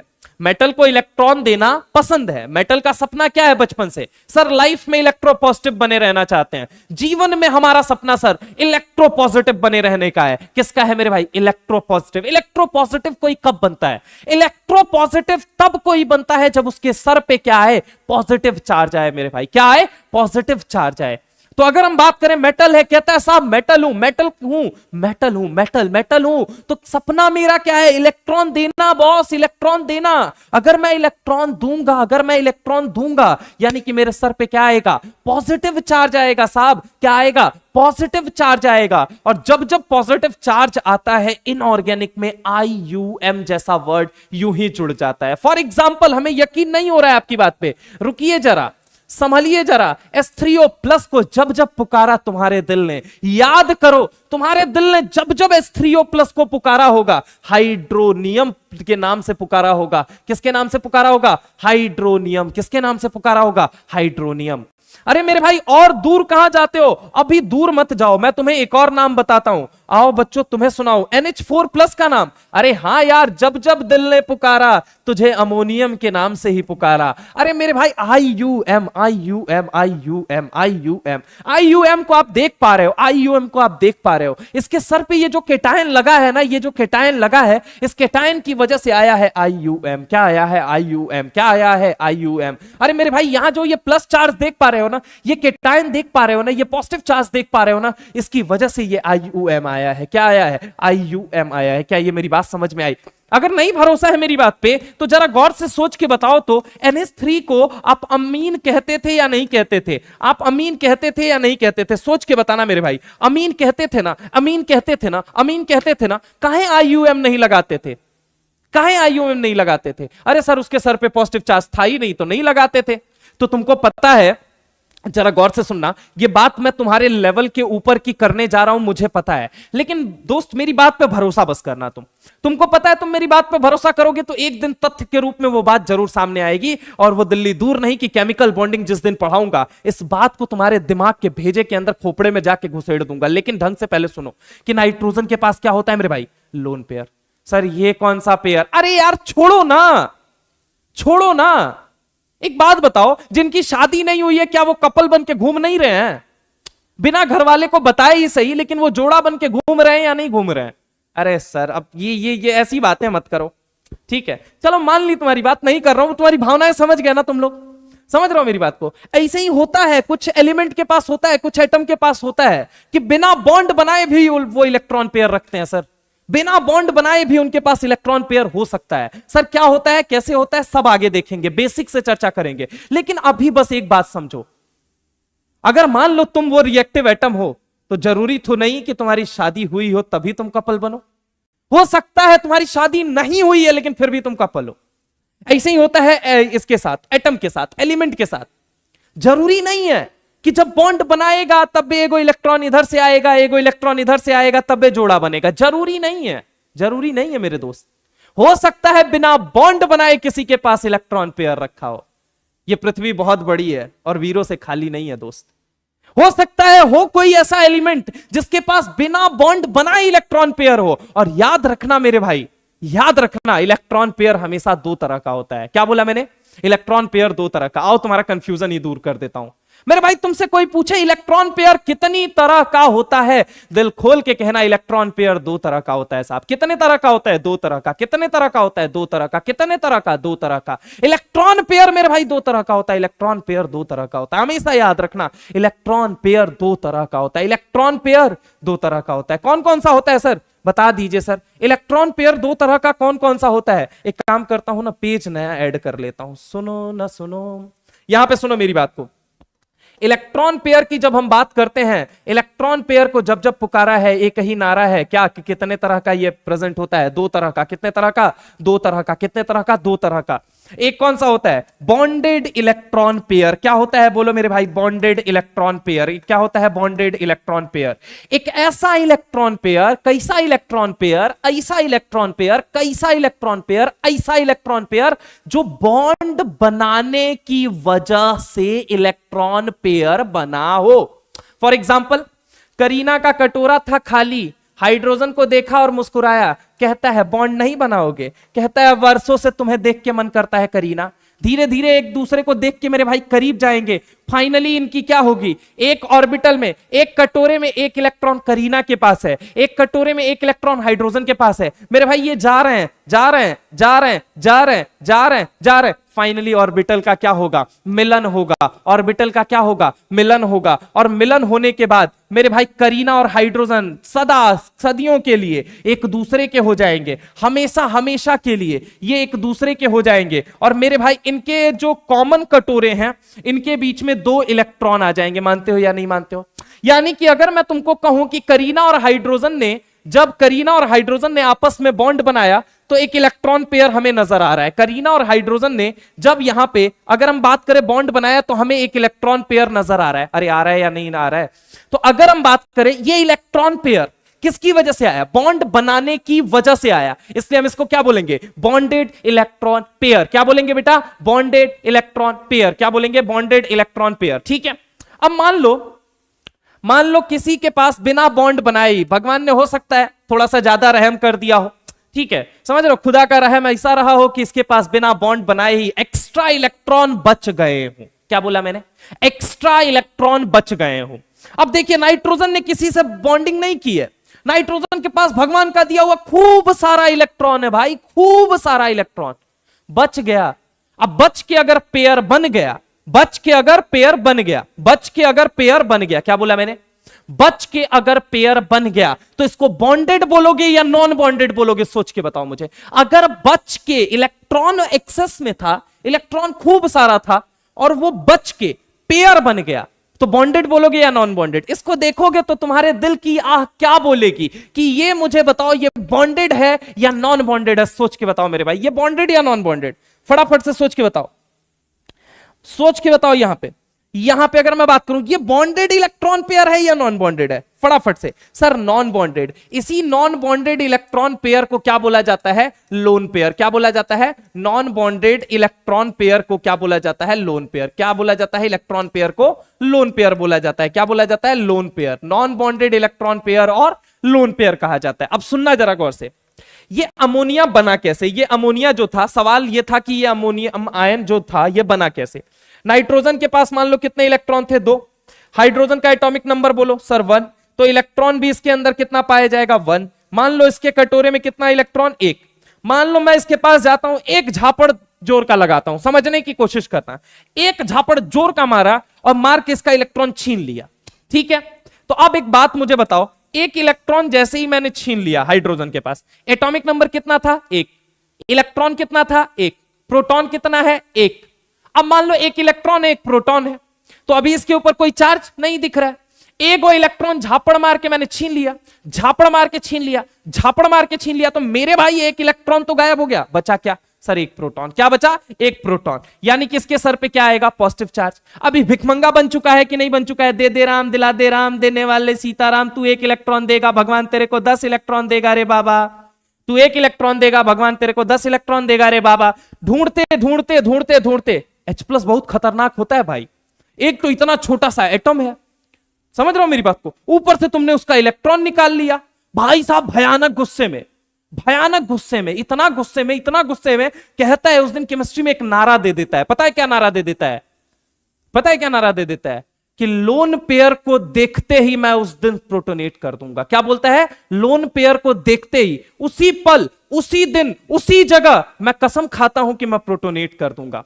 इसने प्रण ले लिया मेरे भाई, बोला ये दुनिया ने मेरे साथ जैसा किया है ना, याद रखना जिस दिन मैं लोन पेयर को देखूंगा, लोन पेयर का मतलब क्या कहना चाहता है ये, non bonded electron pair. Non bonded electron pair का मतलब, मान लीजिए सर किसी एटम के पास, मान लीजिए सर किसी एटम के पास, मान लीजिए सर किसी एटम के पास, मान लीजिए एक एटम है सर, और एक एटम के अंदर एक्सेस नंबर ऑफ इलेक्ट्रॉन है। हाँ सर बिल्कुल सही बात है। अब एक्सेस नंबर ऑफ इलेक्ट्रॉन में से इलेक्ट्रॉन बच गया, मान लीजिए बॉन्डिंग में नहीं गया, मान लीजिए किसी के साथ बॉन्ड नहीं बनाया, उसकी मर्जी नहीं थी, समझिए ना फीलिंग को, मान लीजिए वो बच गया, ठीक है। अब बच गया और उसने आपस में ही जोड़ा बना लिया, मतलब एक एटम के पास अगर 2 इलेक्ट्रॉन दिख रहे हैं, पेयर ऑफ इलेक्ट्रॉन दिख रहे हैं जिन्होंने किसी के साथ बॉन्डिंग नहीं की है, उन्हें हम नॉन बॉन्डेड इलेक्ट्रॉन पेयर देखेंगे, बोलेंगे। और इसी को केमिस्ट्री वाले थोड़ा टेक्निकली लोन पेयर नाम दे देते हैं। इसने क्या कसम खाई, हाइड्रोजन प्लस ने क्या कसम खाई मेरे भाई, ये बौखला गया, परेशान हो गया यार। इसके सर पे पॉजिटिव चार्ज आया, उसने बोला कि प्रतिज्ञा लेता हूं, कसम खाता हूं कि जब जब केमिस्ट्री की दुनिया में जहां कहीं भी जैसे भी जिस भी हालात में मेरे सामने लोन पेयर आएगा, यकीन मानो उसी वक्त उसको पकड़ के प्रोटोनेट कर दूंगा मैं। प्रोटोनेट का मतलब होता है मेरे भाई H+ का लोन पेयर पे अटैक। अब हुआ क्या, राहों में चलते मुलाकात हो गई, जिससे डरते थे वही बात हो गई। क्या हो गया सर, NH3 सस के संवर के जा रही थी अपना लोन पेयर रख के, और एक दिन पहले ऐलान किया है किसने, हाइड्रोजन नाम के लुच्चे ने, H+ नाम के लुच्चे ने, कि जो जो भी लोन पेयर टकराएगा चूर चूर हो जाएगा। समझ रहे हो मेरी बात को। H+ जाते जाते राहों में चलते मुलाकात हो गई, जिससे डरते थे वही बात हो गई। क्या H+ इस पे अटैक करेगा या नहीं करेगा, बिल्कुल करेगा। नाइट्रोजन ने यहां पे जैसे ही H+ नामक स्पीसीज ने अटैक किया, क्या ये NH4 बन जाएगा, हां सर बिल्कुल बन जाएगा। ये प्लस कहां जाएगा, हमारे फूफा घर थोड़ी चला जाएगा, ये प्लस भी तो यहीं रहेगा मेरे भाई। तो यहां पे ये NH4+, आगे और डीप से समझाएंगे कि ये पूरा इसका डाइसेक्शन कर देंगे, लेकिन अभी के लिए ऐसे समझो, H+ गया तो एक प्लस जुड़ेगा या नहीं जुड़ेगा, जुड़ेगा। ये क्या बन गया NH4, और NH4+ का नाम क्या कहते हो आप, अमोनियम। यानी सर पे आया केटायन, यानी सर पे आया पॉजिटिव चार्ज, एक मिनट, सर पे आया केटायन, सर पे आया केटायन, सर पे आया केटायन, सर पे आया केटायन, या सर पे आया पॉजिटिव चार्ज। क्या बोला मैंने, बोले जल्दी, सर पे आया केटायन या सर पे आया पॉजिटिव चार्ज। इसका मतलब सर पे क्या लिखा जाएगा, वर्ड क्या यूज होगा, IUM। क्या वर्ड यूज होगा, IUM। क्या ये बात समझ में आई। अब तुम सोच के बताओ, मैंने तुमसे क्या बोला, ये जितने भी हैं ये सब मेटल हैं। ये जितनों का भी तुम नाम लिख रहे हो, इन जितनों का भी तुम नाम लिखने की कोशिश कर रहे हो, इन जितनों का भी तुम नाम लिखना चाहते हो, इन जितनों का भी तुम नाम लिखना चाहते हो, तुम नाम लिखने की कोशिश कर रहे हो, सब मेटल है साहब, सब मेटल है, लाइन से सारे मेटल हैं। ये जितनों का नाम लिखना चाहते हो सब मेटल हैं। और तुम सोच के बताओ, तुम सोच के बताओ मुझे, मेटल का सपना क्या था जब वो पैदा हुआ था, तो उसका सपना क्या था सर, उसका सपना था कि वो लाइफ में इलेक्ट्रोपॉजिटिव बने रहना चाहता था सर। वो अपने सर पे पॉजिटिव रख के घूमना चाहता था, और पॉजिटिव रख के घूमने के लिए इलेक्ट्रॉन देना पड़ता है कि नहीं देना पड़ता है, सोच के बताओ मेरे भाई। इलेक्ट्रॉन देना पड़ता है, इलेक्ट्रॉन की आहुति, इलेक्ट्रॉन का बलिदान देना पड़ता है मेरे भाई सर पे पॉजिटिव चार्ज रखने के लिए। मेटल तो वो लोग हैं जो अपने सर पे इलेक्ट्रोपॉजिटिव कोई कब बनता है साहब, इलेक्ट्रॉन दे के बनता है। तो जब कोई इलेक्ट्रॉन देगा उसके सर पे पॉजिटिव चार्ज आएगा, यानी कि अगर पॉजिटिव आएगा तो IUM लिखा जाएगा, पॉजिटिव आएगा तो IUM लिखा जाएगा, क्योंकि ये क्या है, मेटल है। तो लास्ट में आपको सफिक्स के तौर पे याद रखिएगा, हमेशा सफिक्स के तौर पे हमेशा IUM लगाना है। क्या लगाना है, IUM लगाना है। क्या लगाना है, IUM लगाना है। क्या लगाना है, IUM लगाना है। एक दो एग्जाम्पल थोड़े बहुत प्रैक्टिस कर लेते हैं। फॉर एग्जाम्पल अगर मैं तुमसे बात करता हूं तो फॉर एग्जाम्पल ध्यान देना, अगर मैं तुमसे बोलूं 105 का नाम लिख के बताओ, तो पहला नाम क्या बनेगा सर, अन। 0 के लिए क्या बनेगा सर, निल। अगर मैं बात करूं 5 के लिए क्या बनेगा सर, पेंट। अच्छा, लास्ट में क्या लगेगा सर, सफिक्स। सफिक्स के तौर पे क्या लगता है मेरे भाई सर, IUM। क्या लगता है, IUM। क्या लगता है, IUM लगता है। ठीक है, एक और छोटी सी बात बता देता हूं, सुन लीजिए। एक इंपॉर्टेंट बात यहां पे बता दे रहा हूं, इंपॉर्टेंट बात सुन लीजिए। 110 और 111 को विशेष ध्यान दीजिएगा। 110 और 111 का नाम को NCERT के अंदर, माता रानी के अंदर आप विशेष ध्यान दीजिएगा। 110 111 110 111 110 111 110 111, ये दो ऐसे एटॉमिक नंबर है जिन पे विशेष ध्यान देना है आपको। कहां पे, IUPAC नेमिंग करते वक्त। ठीक है, ये दो एटॉमिक नंबर हैं। ठीक है, यहां पे 2 बार आपको N दिखेगा, यहां पे मैं पहले लिख दे रहा हूं 2 बार N दिखेगा।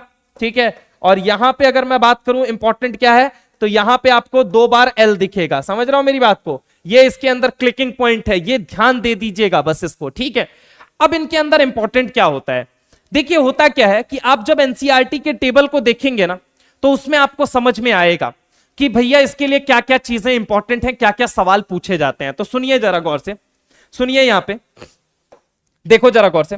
जैसे कि अगर मैं तुमसे बात करूं 112 एटॉमिक नंबर है, ठीक है, तो 112 एटॉमिक नंबर पे सबसे पहला सवाल, इसका नाम, तो नाम क्या बनेगा? तो अन, फिर क्या है? अन, फिर क्या है? By, IUM। अब देखो यहां पे 2 बार आई आ रहा है, 2 बार आई आ रहा है, ध्यान दीजिएगा, 2 बार आई, तो 2 बार आई नहीं आता है, पहली चीज याद रखिएगा, 2 बार आई रिपीट नहीं होता है, ठीक है। जैसे कि अगर मैं तुमसे बात करूं यहां पे, तो जरा गौर से यहां पे देखिएगा, 115 ले लो, या 115 भी क्या ले लो, 107 ले लेते हैं, 107, ठीक है। इसका नाम लिखो, तो 1 के लिए क्या हो गया? अन, 0 के लिए क्या हो गया? निल, और 7 के लिए क्या हो गया? बोलिए जल्दी, हेप्ट या सेप्ट? सेप्ट या हेप्ट? तो सेप्ट हो जाएगा, ठीक है। लास्ट में क्या लग जाएगा? IUM। तो ये जोड़ के बन गया। अब अगर मैं बात करूं, अब मैं अगर आपसे बात करूं, तो इसका अगला सवाल किस पे पूछा जाता है? सिंबल बताइए क्या बनेगा? क्या बनेगा? सिंबल। क्या बनेगा? सिंबल पे पूछा जाता है। तो आपको सबका एक एक शब्द निकाल लेना है, यहां से यहां तक सफिक्स को छोड़ के, इसको छोड़ दीजिए, इसको छोड़ दीजिए, बाकी सबका। पहला वर्ड उठाओ, क्या बना? तो कैपिटल यू, दूसरा वर्ड स्मॉल एन, तीसरा वर्ड एस, तो ये क्या बन गया? सिंबल बन गया। क्या बन गया? सिंबल बन गया। तो पहला तो सिंबल पे एक तो सवाल पूछा जा सकता है। दूसरा सवाल कहां पूछा जाता है? दूसरा सवाल इसके ना, अगर हम बात करें कि इसके IUPAC नेमिंग के अलावा जो साइंटिस्ट का नाम दिया गया है, किसका नाम दिया गया? साइंटिस्ट का। जैसे 110 के आगे देखिए क्या लिखा हुआ है? डार्मेस्टेडियम लिखा हुआ है। क्या लिखा हुआ है? डार्मेस्टेडियम लिखा हुआ है। 104 के आगे आप उसी टेबल के अंदर अगर आप देखेंगे, तो 104 के आगे देखिए क्या लिखा हुआ है? रदरफोर्डियम लिखा हुआ है। देखिए 118 के आगे लिखा होगा ऑग्नेसॉन लिखा होगा। क्या लिखा होगा? ऑग्नेसॉन।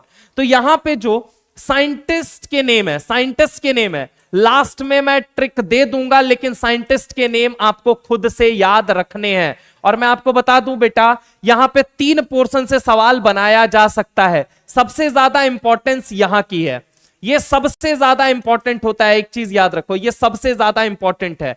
नीट 2000 अगर मैं बात करूं 20 में अभी इसके ऊपर सवाल पूछ लिया गया था, डार्मेस्टेडियम, ठीक है। नीट 2020 या 2021, 2020 2021 ऐसे ही सेशन है, इसी ईयर में पूछा गया, आप ध्यान दे दीजिएगा, ठीक है।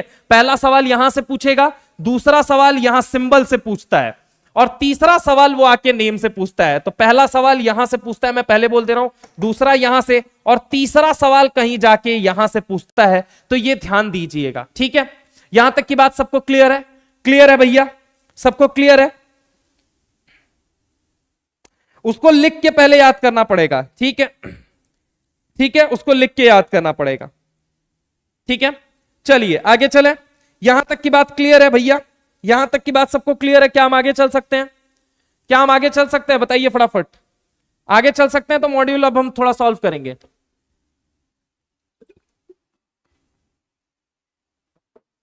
हाँ जी, ठीक है। चलिए तो आ जाते हैं अब अपने मॉड्यूल डिस्कशन पे, हम आ जाते हैं, ठीक है। मॉड्यूल डिस्कशन पे आ जाते हैं।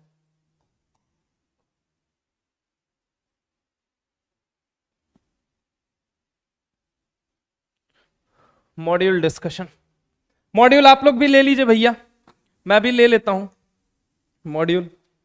यस, मॉड्यूल ले लीजिए। 13 से लेके 13 to 48 अपन ने कहा था, 13 to 48, ठीक है।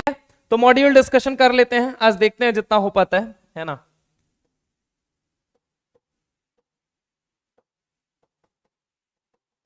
ठीक है,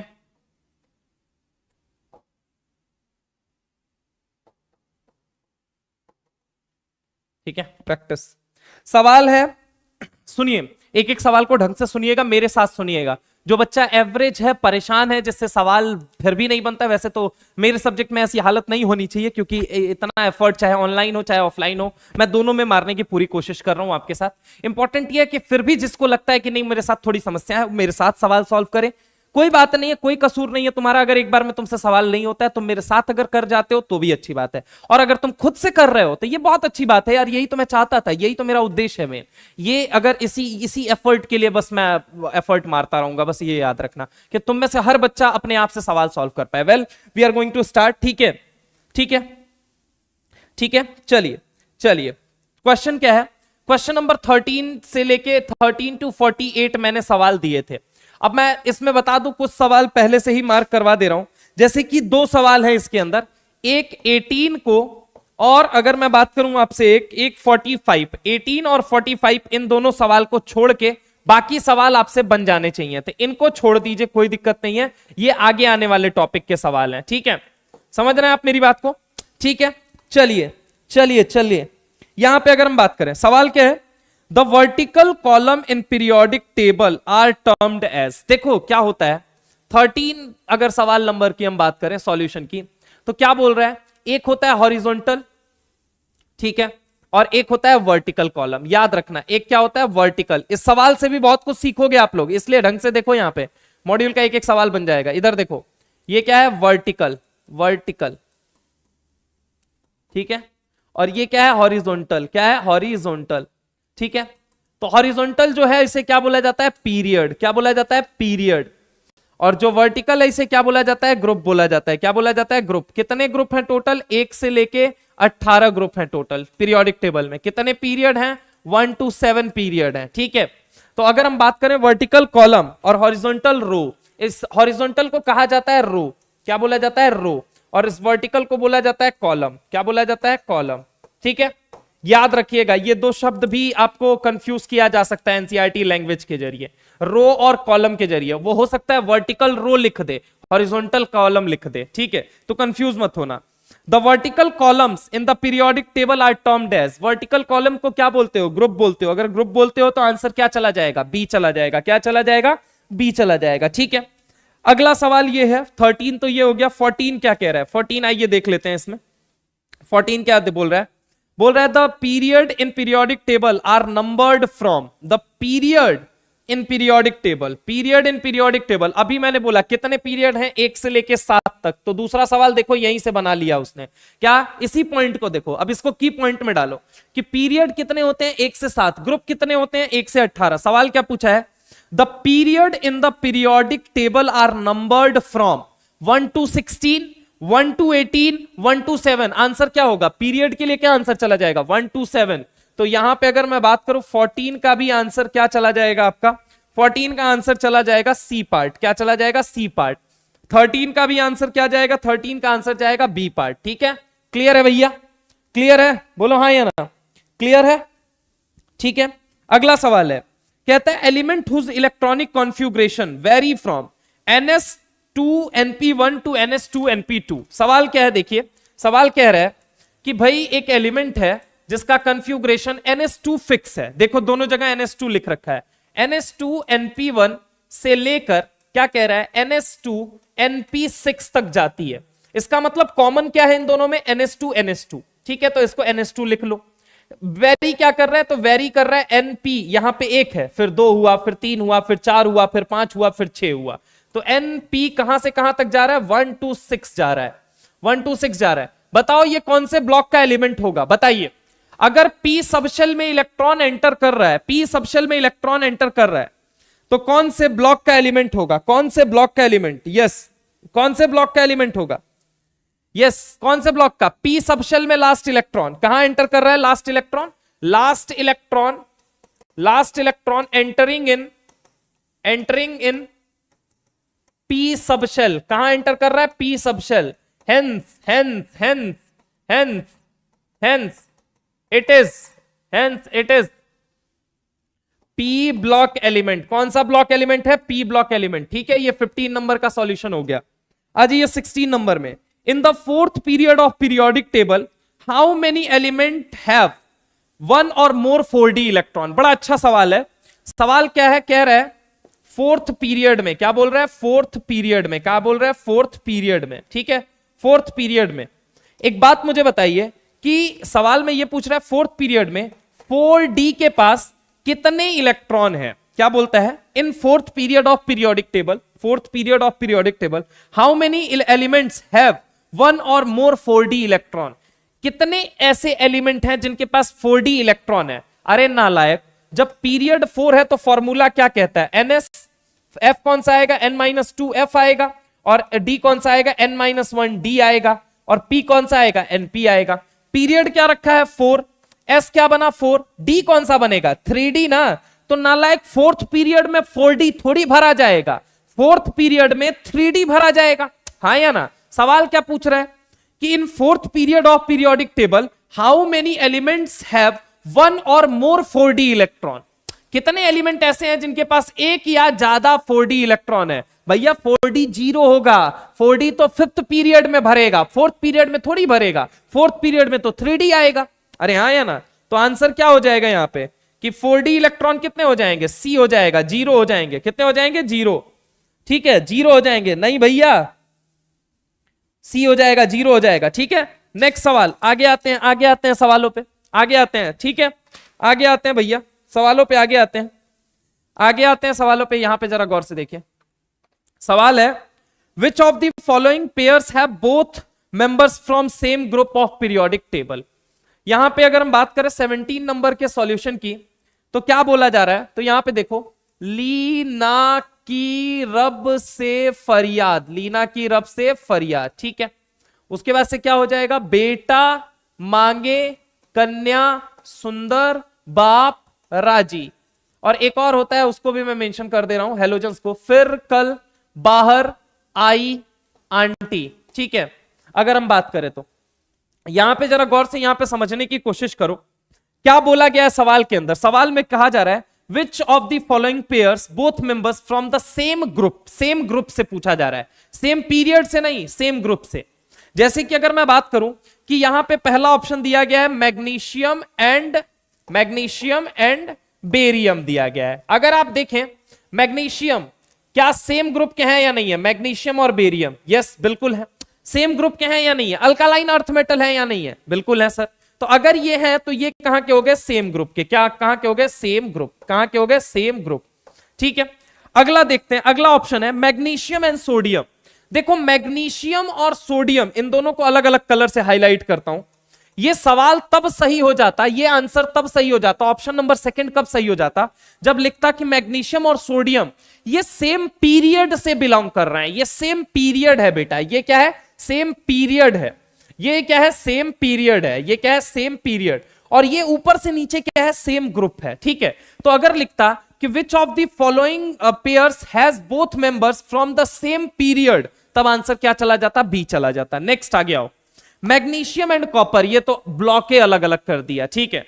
मैग्नीशियम एंड क्लोरीन, मैग्नीशियम देखो क्या पे है, magnesium and chlorine, again magnesium and chlorine कहां के हैं, सेम पीरियड के हैं, सेम ग्रुप के नहीं है बेटा, ये क्या है, सेम पीरियड के हैं, ये क्या है, सेम पीरियड के हैं, सेम ग्रुप के नहीं है। और ये दोनों क्या है आपस में, तो ये दोनों सेम ग्रुप के हैं। आंसर क्या हो जाएगा आपका, आंसर हो जाएगा यही पहला वाला हो जाएगा। 18 नंबर सवाल छोड़ सकते हैं आप लोग, ठीक है, ठीक है, चलिए चलिए, ठीक है आगे चले, यहां तक की क्लियर है सबको। नेक्स्ट आगे चलते हैं, नेक्स्ट आगे चलते हैं बेटा, यहां पे जरा ढंग से देख लो।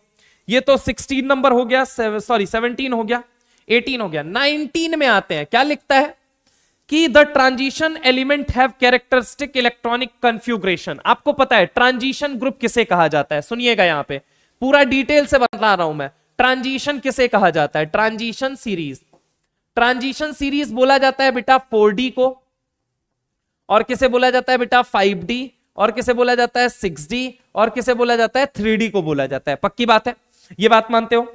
अब तुमको पता है कि 4D के अंदर एक प्रॉब्लम हो गई थी। प्रॉब्लम क्या हो गई थी, जनरली हमको पता है general electronic configuration D block का क्या होता है, डी ब्लॉक का यही होगा, सबसे पहले इनर्ट गैस लिखो, मानते हो या नहीं मानते हो, सबसे पहले इनर्ट गैस लिखो, कौन सा वाला इनर्ट गैस, पहले वाला। NS कहां से बनेगा, तो आपको मैंने बताया पहला डीएम के केस में ये 0 हो जाता है, और 0 से कहां तक रेंज करता है, 2 तक रेंज करता है, ठीक है। NS 0 से लेके 2, और अगर मैं बात करूं N-1D, ये कहां से कहां तक पाया जाता है, 1 से 10 पाया जाता है, ठीक है। तो सबसे पहले इन चारों ऑप्शन में NS 0 से 2 कहां लिखा हुआ है ये ढूंढो, आपको पता चल जाएगा, ठीक है। तो यहां पे अगर मैं बात करूं पहले ऑप्शन में देखो, तो पहले ऑप्शन में आपको ए नंबर के ऑप्शन में लास्ट में देखो NS2 दिया गया है, तो वो तो हो नहीं सकता, ठीक है। अगर मैं तुमसे बात करता हूं दूसरे नंबर पे, तो जरा गौर से देखो बी वाले पार्ट पे, बी वाले पार्ट पे क्या दिया गया है तुम्हारा, NS1 दिया गया है, NS1, ये भी हो नहीं सकता है। तीसरे वाले पार्ट पे आ जाओ, तो तीसरे वाले पे देखो क्या लिखा गया, सी नंबर ऑप्शन NS2 लिखा गया है, NP6 लिखा गया है, और ND1 से लेके 10 लिखा गया है, यानी NS2 लिखना ये भी नहीं हो सकता। डी नंबर ऑप्शन आते हैं, तो डी नंबर ऑप्शन में आप देखिए NS क्या लिखता है, 0 से 2। इतना तो क्लियर हो गया कि इस सवाल का आंसर डी है, लेकिन अब आगे थोड़ा सा इसको इलाबोरेटली समझ लेते हैं कि आखिर ये ऑप्शन कैसे हुआ। इसने लिखा है N-1 S2 P6 D, क्या लिख रहा है यहां पे, D लिख रहा है 1 से लेके 10, और NS कितना लिख रहा है, 0 से 2। मान लो अगर मैं तुमसे बात करूं यहां पे पैलाडियम की ही बात करता हूं, तो पैलाडियम का मतलब क्या होता था, 4D10 होता था, और क्या हो जाता था, 5S0 हो जाता था। लेकिन 4D10 के पीछे याद है कि मैंने बोला था दुनिया का एकमात्र ऐसा एलिमेंट है जिसके आउटर मोस्ट शेल में 18 इलेक्ट्रॉन पाया जाता है। कैसे पाया जाता है, मैंने कहा फोर्थ शेल के अंदर पहले S सब शेल भर चुका होगा, तुमने कहा हां। मैंने कहा फिर P सब शेल भर चुका होगा, हां। 6 और 2 कितना होता है, 8 होता है। और अब क्या भर गया, D सब शेल, यानी SPD तीनों भर गया या नहीं भर गया। अगर मान लो इसी पैलेडियम को इस सीक्वेंस में मुझे लिखना हो तो मैं क्या लिख सकता हूं, एक बात मुझे बताओ, यहां पे देखना जरा गौर से, इसको रिप्रेजेंट करने जा रहा हूं, यहां पे देखो जरा गौर से कैसे लिखूंगा। N की वैल्यू कितनी है, 5 है, ठीक है। तो 5S 0 से लेके 2 हो गया, मानते हो, हाँ या ना। अब सुनो जरा गौर से, N-1 D आता है, तो N की वैल्यू कितनी है, 5। तो 5 में से 1 घटाओगे तो D बनेगा। कौन सा D बनेगा, 4D बनेगा। और 4D भरने का मतलब क्या है, पहले S भर चुका होगा, P भर चुका होगा, देन D भरा होगा। तो क्या मैं इसको लिख सकता हूं, N-1D जो होता है, N-1 जो होता है, ठीक है, उसका S भी भर चुका है, उसका P भी भर चुका है, और उसका D जो है वो भर रहा है, ठीक है। तो यही तो लिखा हुआ है इस फॉर्मेट में, बस वो केवल फॉर्मूले के फॉर्मेट में आ गया है। क्या ये बात समझ में आई, बोलो हाँ या ना, बोलो भैया, यहां तक की बात क्लियर है, यहां तक की बात क्लियर है, बोलो भाई, हाँ जी।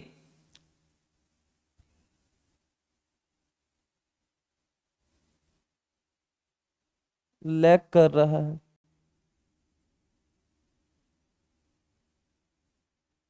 हाँ लैग कर रहा है क्या, यस सर क्लियर है। चलो, तो ये तो क्या हो गया तुम्हारा, ये हो गया 19 नंबर का, ठीक है। तो 19 नंबर का डी हो गया। आ जाइए आगे चलाते हैं, आगे आते हैं 20 नंबर के क्वेश्चन पे। कहां आते हैं, 20 नंबर के क्वेश्चन पे। 20 नंबर का क्वेश्चन क्या कह रहा है, कह रहा है the element whose electronic configuration is, electronic configuration क्या दिया गया, 1s2 2s2 2p6, आगे क्या दिया गया, 3s2। दो यहां पे 6 2 8, 8 प्लस 2 कितना हो गया, 10, 10 प्लस 2 कितना हो गया, 12। 12 का मतलब क्या हो गया, ये मैग्नीशियम है, क्योंकि जितना एटॉमिक नंबर होता है उतने ही नंबर ऑफ इलेक्ट्रॉन होते हैं। तो नंबर ऑफ इलेक्ट्रॉन जोड़ के एटॉमिक नंबर निकाल लिया। क्या बोलता है कि the element whose electronic configuration is 1s2 2s2 2p6 3s2 is what. भाई देखो, आपको पता है ही ना, नी ना, और यहां पे देखो इसका एटॉमिक नंबर 2, इसका 10, इसका 18, यानी 10 के बाद ये पाया जाएगा 11। 10 के बाद कहां पाया जाएगा, अगर मैं तुमसे बात करूं 10 के बाद, हाँ 10 के बाद अगर मैं तुमसे बात करता हूं तो जरा गौर से देखो, ये 10 के बाद कहां पाया जाएगा, तो 10 के बाद ये पाया जाएगा यहां पे 11, और ये 12। 12 का मतलब ब्लॉक कौन सा हो गया, एस ब्लॉक हो गया। एस ब्लॉक का मतलब ये क्या हो गया, अल्कालाइन अर्थ मेटल हो गया। क्या हो गया, अल्कालाइन अर्थ मेटल। क्या हो गया, अल्कालाइन अर्थ मेटल हो गया। क्या हो गया, अल्कालाइन अर्थ मेटल। कंफ्यूग्रेशन इसका क्या बनेगा, NS2 बनेगा। अच्छा इसका क्या बनता, तो 11 वाले को हम कहते हैं अल्कली मेटल। क्या कहते हैं, अल्कली मेटल। क्या कहते हैं, अल्कली मेटल। तो इसका कंफ्यूग्रेशन क्या बन जाता, NS1 बन जाता। ठीक है, तो इसमें सवाल पूछा जा रहा है ये क्या है, तो ये मेटल है, सिंपल सी बात है। ठीक है, ये क्या है, मेटल है। क्या ये बात क्लियर है, बोलो भाई।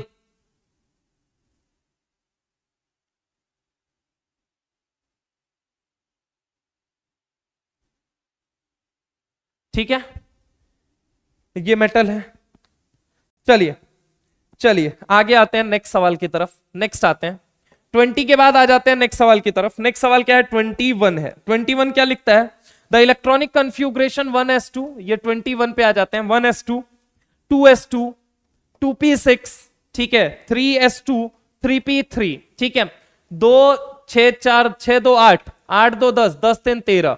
आपको पता है 13 से लेके, अगर हम आपसे बात करें, यहां पे जरा गौर समझिए, एटॉमिक नंबर कितना हो गया इसका, 13 हो गया। ठीक है, 2 2 4 6 10 2 12 12 3 15, सॉरी 15 हुआ है यहाँ पे, ये कितना हो गया एटॉमिक नंबर 15।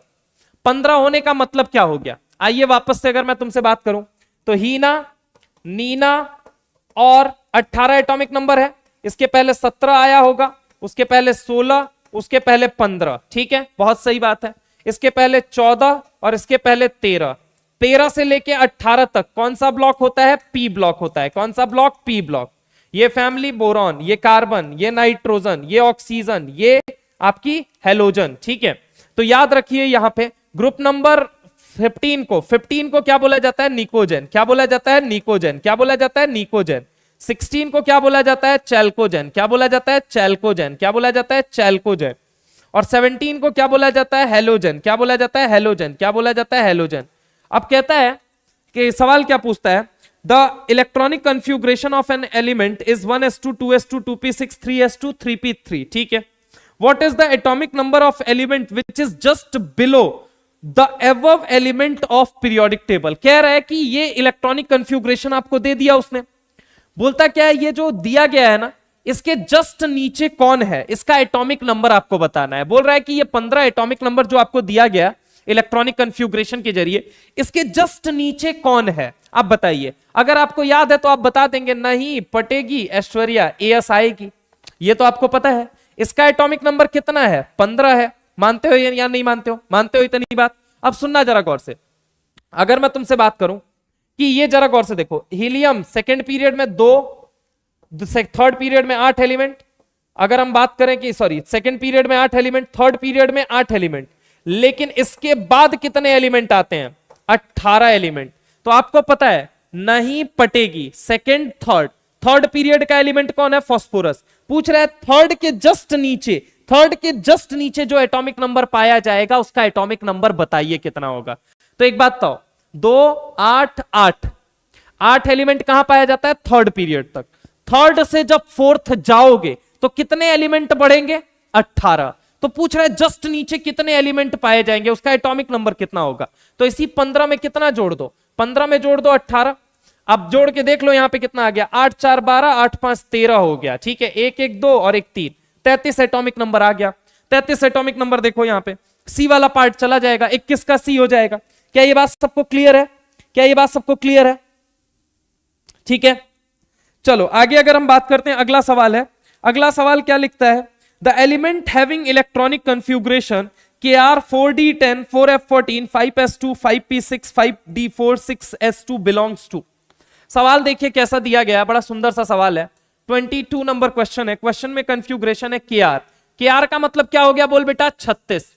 आगे क्या लिखता है, 4d10 यानी 46, ठीक है। चलो आगे लिखता है 4f14 यानी 46 4 60, सॉरी 46 4 कितना हो जाएगा 50 और 10 कितना हो जाएगा 60, ठीक है 60। आगे चलते हैं, उसके बाद लिखता है 5p6, 60 और 6 66 हो जाएगा। उसके बाद से 5d4 तो 66 और 4 70 हो जाएगा।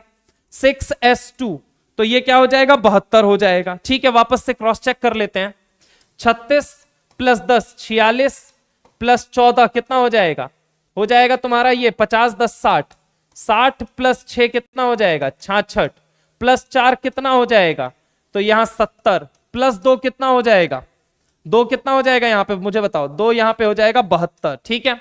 अब तुमको मैंने क्या बोला था कि सबसे पहले 104 से 118 के बीच में तो ये नहीं आ रहे हैं भैया, ठीक है, ये नहीं आ रहे हैं। दूसरा अगर मैं बात करूं तो 58 से लेके 71 ये कौन सा ब्लॉक था, तो एफ ब्लॉक था, बोलो हाँ या ना, एफ ब्लॉक था। और इनका बीच में क्या था, थर्ड ग्रुप था। इनके जस्ट पहले 57 और इनके जस्ट बाद 72, इन्हीं के बीच में कौन आ जाता है, एफ ब्लॉक आ जाता है। कौन आ जाता है, एफ ब्लॉक। जबकि ये लोग कहां के मेंबर हैं, तो ये लोग मेंबर हैं डी ब्लॉक के। कहां के मेंबर हैं, बोल बेटा, डी ब्लॉक के। कहां के मेंबर हैं, डी ब्लॉक के। कहां के मेंबर हैं, डी ब्लॉक के। कहां के मेंबर हैं, डी ब्लॉक के। क्या ये बात समझ में आई, ठीक है। तो सवाल क्या यहां पे बन जाएगा, यहां पे आंसर क्या जाएगा, बोलिए जल्दी, 22 का सी जाएगा। 22 का क्या जाएगा, सी जाएगा, ठीक है। नेक्स्ट सवाल पे आ जाते हैं, नेक्स्ट सवाल पे आ जाते हैं। नेक्स्ट सवाल है 23। नेक्स्ट सवाल क्या है, 23। क्या बोलता है, which of the following represent N excited state of an atom. Excited state of an atom के बारे में यहां पे चर्चा की जा रही है, ठीक है। चलिए एक एक करके हम देख लेते हैं। यहां पे नियॉन लिख दिया, नियॉन का मतलब क्या हो गया 10 एटॉमिक नंबर। उसके बाद कंफ्यूग्रेशन लिखता है 3s2 3p6 4s2 3d8, ठीक है।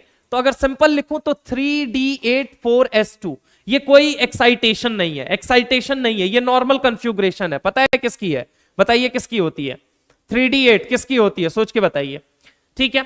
उसके बाद से अगले नंबर पे आते हैं, तो यहां पे जरा गौर से देखिएगा। अगर हम बात करते हैं नेक्स्ट कंफ्यूग्रेशन क्या दिया गया है, नियॉन, ठीक है। आगे 3s2 3p6, ठीक है।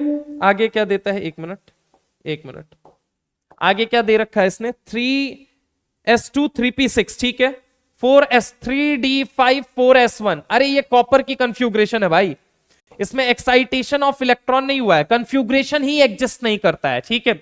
आगे क्या लिखता है यहां पे, आगे लिखता है 3s2 3p6 4s2 3d1, scandium का कंफ्यूग्रेशन लिख रहा है 4s2 3d1, इसका मतलब ये क्या हो गया आपका, स्कैंडियम हो गया। क्या हो गया? स्कैंडियम। ये क्या है? कॉपर है, ठीक है। लास्ट में लिखता है 1s2 2s2 2p5। अब देखो इलेक्ट्रॉनिक एक्साइटेशन क्या कहते हैं, एक शेल से इलेक्ट्रॉन उठ के दूसरे शेल में चला जाए। कहां चला जाए? दूसरे शेल में। इसे हम कहते हैं एक्साइटेशन ऑफ इलेक्ट्रॉन। क्या कहते हैं? Excitation of electron. एक शेल से इलेक्ट्रॉन एनर्जी रीगेन करके दूसरे शेल में चला जाए। मान लो ये एक शेल है, ठीक है, यहां पे इलेक्ट्रॉन ये नीचे वाले शेल में है, इसको हल्की सी एनर्जी मिली, इलेक्ट्रॉन एनर्जी गेन करता है और दूसरे शेल में भाग जाता है। इसे ही हम क्या बोलते हैं? बोलो जल्दी। एक्साइटेड स्टेट में जाना। एनर्जी रीगेन करके ऊपर भाग गया, यही क्या है? एक्साइटेड स्टेट में जाना। सवाल क्या पूछा जा रहा है? 1s2 2s2 2p5। आओ देखो यहां पे, देखो क्या दिया गया है, यहां पे क्लिकिंग पॉइंट समझना, 2p5 और यहां पे क्या बना हुआ है? बोलो जल्दी। 3s1। अगर मान लो 2p के अंदर मैक्सिमम कितने इलेक्ट्रॉन आ सकते हैं? तो मैक्सिमम इलेक्ट्रॉन आ सकते हैं 1 2 3 4 5 6। और s में कितने इलेक्ट्रॉन आ सकते हैं? मैक्सिमम 2। पहले ये क्या रहा होगा? 2p6 रहा होगा और ये क्या रहा होगा? 3s0। एक इलेक्ट्रॉन ने हल्की सी एनर्जी गेन की होगी और भाग गया होगा, और भागने के बाद क्या बन गया? ये 2p5। अब p के कटोरे में पहले कितने इलेक्ट्रॉन थे? 6। अब कितने बचे हैं? तो अब वो मेंशन कर दे रहा हूं, 1 2 3 4 5। अब कितने बचे हैं? 2p5। और आगे वाले नेक्स्ट वाले ये देखो, ये थर्ड नंबर है, तो यहां पे ये क्या बन गया? 3s1। एक शेल से दूसरे शेल में इलेक्ट्रॉन एनर्जी गेन करके जाता है, तो ऐसी स्टेट को कहते हैं एक्साइटेड स्टेट। क्या कहते हैं? Excited state. क्या बोलते हैं? Excited state. समझ रहे हो? अंदर वाले शेल से, क्योंकि जैसे जैसे नंबर ऑफ शेल बढ़ेगा वैसे वैसे एनर्जी बढ़ेगी, जैसे जैसे नंबर ऑफ शेल बढ़ेगा वैसे वैसे एनर्जी बढ़ेगी। जब एनर्जी बढ़ती है तो समझने की कोशिश कीजिए, जब शेल की एनर्जी बढ़ती है तो यहां पे समझना, मान लो अंदर वाले शेल का इलेक्ट्रॉन उठ के बाहर जाना चाहता है, तो उसके लिए एनर्जी चाहिए, उसको एनर्जी गेन करेगा और बाहर वाले शेल में चला जाएगा। तो एक शेल से, अंदर वाले शेल से बाहर वाले शेल में जब इलेक्ट्रॉनिक ट्रांजिशन होता है, इलेक्ट्रॉन की उछल कूद होती है अंदर वाले शेल से बाहर वाले शेल की तरफ, अंदर वाले शेल से बाहर वाले शेल की तरफ। Mark my word what I am saying, अंदर वाले शेल से बाहर वाले शेल की तरफ, ताकि कम एनर्जी से ज्यादा एनर्जी की तरफ। तो उस कंडीशन में उस स्टेट को एक्साइटेड स्टेट कहा जाएगा। समझ रहे हो? एक्साइटेड स्टेट तो वैसे वैसे भी बोला जा सकता है, लेकिन यहां पे लॉजिक क्या लगाना है। तो यहां पे अगर हम बात करें ऐसा कहां दिख रहा है? डी नंबर के ऑप्शन में, तो फोर्थ पार्ट हो जाएगा। ठीक है सर, बी नहीं हो सकता बेटा। बी देखो, अंदर वाले शेल से बाहर में जा रहा है या बाहर वाले शेल से अंदर में आ रहा है? ढंग से देखो, वो देखो जरा गौर से देख के बताओ, अंदर वाले शेल से बाहर वाले में या बाहर वाले से अंदर में आ रहा है? ये मुझे बताओ, बोलो, बताओ भाई फटाफट बोलिए।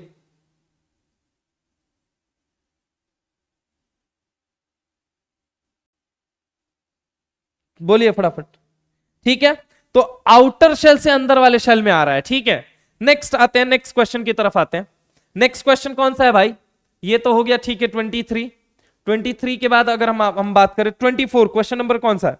कहता है element with atomic number 21 is 21 क्या होता है यार? 21, ये क्वेश्चन नंबर 24 है, 21 क्या होता है? तो 21 आपका क्या होता है? बोलिए जल्दी। डी ब्लॉक एलिमेंट है। क्या है बोलो जल्दी, डी ब्लॉक एलिमेंट है। और डी ब्लॉक एलिमेंट होने के साथ साथ ये क्या है, ट्रांजिशन एलिमेंट है। क्या है, ट्रांजिशन एलिमेंट है। क्या है, ट्रांजिशन एलिमेंट है। जिंदगी कबाड़ा हो गई, जिंदगी कबाड़ा हो गई को छोड़ दिया जाए तो बाकी जितने होते हैं सब डी ब्लॉक एलिमेंट और ट्रांजिशन एलिमेंट होते हैं। ठीक है, तो ये ट्रांजिशन एलिमेंट है। 24 का हो जाएगा सी पार्ट। ठीक है, सी हो जाएगा। इसके बाद 25 नंबर क्वेश्चन देख लेते हैं। An atom has electronic configuration. Atom के पास इलेक्ट्रॉनिक कंफ्यूग्रेशन क्या है, 1s2 2s2 2p6 है। ठीक है, आगे क्या लिखा हुआ है, 3s2 3p6 3d3 4s2 दिया गया है। ठीक है, 2 + 2 4 + 6 10 2 12 6 18 3 कितना हो जाएगा 21, 2 कितना हो गया 23, टोटल कितना आ रहा है 23 जोड़ के आ रहा है। ठीक है, कहता क्या है, you will place it in, कहां पे आप इसे प्लेस करेंगे, तो ग्रुप नंबर निकालना है। देखो गिवन एटॉमिक नंबर कितना है मेरे पास, गिवन एटॉमिक नंबर है मेरे पास 23 और इसका ग्रुप नंबर निकालना है। तो क्या करोगे बोलो जल्दी, तो 23 प्लस क्या करो 18 करो। ठीक है, ग्रुप नंबर निकालना है अगर ना तुमको तो 23 + 18 करो, कितना हो जाएगा 23 10 33 और 33 और 8 कितना हो जाएगा तुम्हारा 41 हो जाएगा। कितना हो जाएगा 41। मैंने क्या बोला 41 माइनस करना है। अब किसमें से माइनस करना है, inert gas, inert gas, atomic number of inert gas with respect to given atomic number, with respect to given atomic number, given atomic number। Question में given atomic number कितना है 23, तो इसका नेक्स्ट इनर्ट गैस कितना बनेगा 36। तो यहां पे क्या करोगे 41 - 36 कर दो, कितना आ गया है ये, तो आंसर आ जाएगा 5। क्या आ जाएगा 5 आ जाएगा। ठीक है, यानी ग्रुप कौन सा हो गया फिफ्थ ग्रुप। कौन सा हो गया फिफ्थ ग्रुप, यानी कि ये आंसर आपका हो गया फिफ्थ ग्रुप। फिफ्थ ग्रुप कहां लिखा हुआ है ए नंबर। ठीक है, आगे लिखता है which pair has both members from same period of periodic table. अब सेम पीरियड पे आ गया है। ठीक है, 25 के बाद 26 पे आते हैं। 26 का मतलब क्या है, क्या सवाल बोलता है, which pair both members from the same period are. अब किसके किसके बारे में दिया गया है, तो यहां पे दिया गया है लीना की रब से फरियाद, पहला तो ये हो गया, और क्या हो गया बेटा मांगे कार स्कूटर बाप राजी। ठीक है, और क्या हो गया, फिर कल बाहर आई आंटी, ये दिया गया अपने को। ठीक है, क्या पूछा जा रहा है, क्लोरीन और ब्रोमीन, क्लोरीन और ब्रोमीन सेम ग्रुप के हैं बेटा, सेम ग्रुप के हैं, वो सेम पीरियड के नहीं है। सवाल में मार्क कर लो, उसने सेम पीरियड पूछा है तो सेम ग्रुप के हैं, तो क्लोरीन और ब्रोमीन तो आंसर हो नहीं सकता है। ठीक है, आगे क्या लिखता है, calcium and chlorine, calcium and chlorine same period के नहीं है, ये सेकेंड पीरियड का है, ये थर्ड पीरियड का, ये फोर्थ पीरियड का। कैल्शियम फोर्थ पीरियड का है, कैल्शियम कौन से पीरियड का है फोर्थ, और क्लोरीन थर्ड पीरियड का। नेक्स्ट आगे क्या लिखा हुआ है, नेक्स्ट आगे लिखता है सोडियम एंड कैल्शियम, सोडियम कौन से पीरियड का है, अगेन थर्ड पीरियड का है। कैल्शियम कौन से पीरियड का है, फोर्थ पीरियड का है, तो ये भी नहीं हो सकता। आगे क्या लिखता है आपका सोडियम एंड क्लोरीन, यस ये दोनों, देखिए ये मैंने अभी थोड़ी देर पहले सवाल सॉल्व करते वक्त बोला था कि हो सकता है माइट पॉसिबल वो तुमसे ऐसा सवाल पूछ ले। ठीक है, सोडियम मैग्नीशियम, मैग्नीशियम क्लोरीन कब सही होते, ये मैंने आपको बोला था पहले ही। ठीक है, खैर कोई बात नहीं, यहां से देख के सीख लीजिए आप लोग। ठीक है, ये हो गया, तो यहां पे आंसर क्या चला जाएगा, यहां पे आंसर चला जाएगा 26 का डी चला जाएगा। क्या चला जाएगा 26 का डी। नेक्स्ट आ जाओ 27, 27 कह रहा है the element with atomic number, element with atomic number 27 में एलिमेंट विथ एटॉमिक नंबर 9 17 35 53 85। ऐसे सवालों को करने की निंजा टेक्निक अपनाएं। कैसे, रामबाण लाए, रामबाण का उपयोग करें, helium, neon, argon, krypton, xenon, radon, oganesson. Atomic number बोल 2, बोल 10, बोल 18, बोल 36, बोल 54, बोल 86, बोल 118। सवाल क्या पूछा जा रहा है कि भैया जी सवाल ये पूछा गया है the elements with atomic number 9 17 35 53 85 belongs to, भैया भैया भैया भैया भैया भैया भैया, यहाँ पे 9 के बारे में पूछा जा रहा है, 17 के बारे में पूछा जा रहा है, 35 के बारे में पूछा जा रहा है, 53 के बारे में, और तो और 85 साहब हेलोजन, हेलोजन भैया जिंदाबाद, हेलोजन भैया जिंदाबाद। तो यहाँ पे आंसर क्या हो जाएगा जी 27 का अगेन क्या हो जाएगा, बी हो जाएगा। बहुत खूबसूरत बात। आगे चलते हैं सवालों के ऊपर। अगला सवाल बहुत बेहतरीन सवाल है, बहुत अच्छा सवाल है, इसको मार्क कर लीजिए, ट्रिपल स्टार बनाइए कि बार बार इस सवाल को हमको लगाना है, क्योंकि ऐसे सवाल आपकी अच्छी प्रैक्टिस डेवलप करेंगे, आपका अच्छा कंसेप्ट सुधारेंगे। ठीक है, तो सवाल क्या है यहां पे, जरा गौर से सुनिए बेटा जी। सवाल क्या है, सवाल सवाल सवाल कह रहा है the electronic configuration of transition element is, transition element की जिसने पकड़ ली क्या, आपको ये पकड़ना पड़ेगा भैया। अगर ये पकड़ लिया तो ही ये सवाल सही हो सकता है, अन्यथा तो तुमसे सवाल गलत ही होगा। अब सोच के बताओ यहां पे क्या लिखता है, identify the electronic configuration of transition element is. Transition element इनमें से कौन कौन है, तो पहले वाले में देखते हैं। तो पहले वाले में कन्फ्यूग्रेशन क्या नजर आता है, 4s2 के बाद 3d क्या है, 0 है। 3d के बारे में कोई चर्चा नहीं है।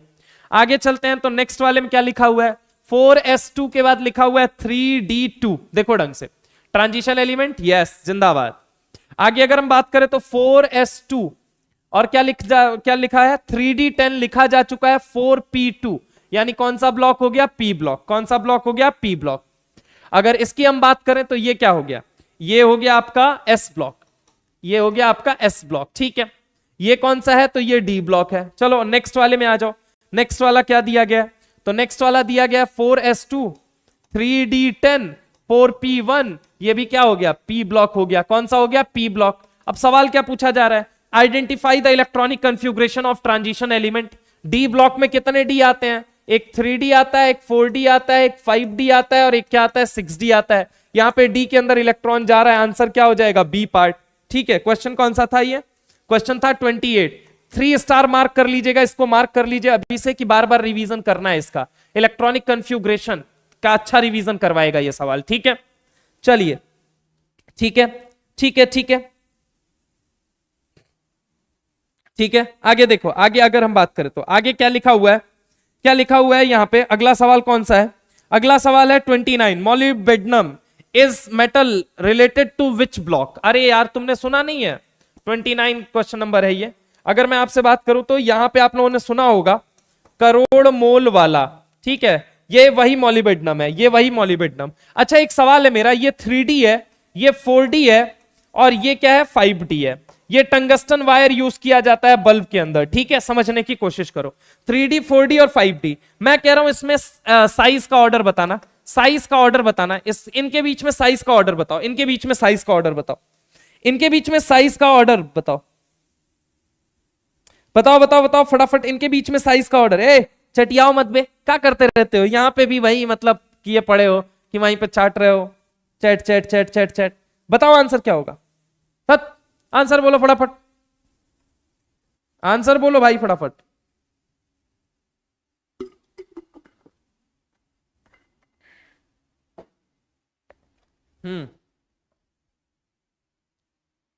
आंसर क्या हो जाएगा, आंसर हो जाएगा आपका यहां पे, आंसर हो जाएगा, बोलो क्या होगा।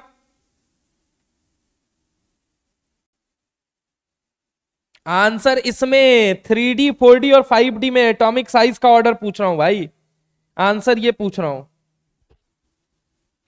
3D 4D और 5D की साइज पूछ रहा हूं भैया।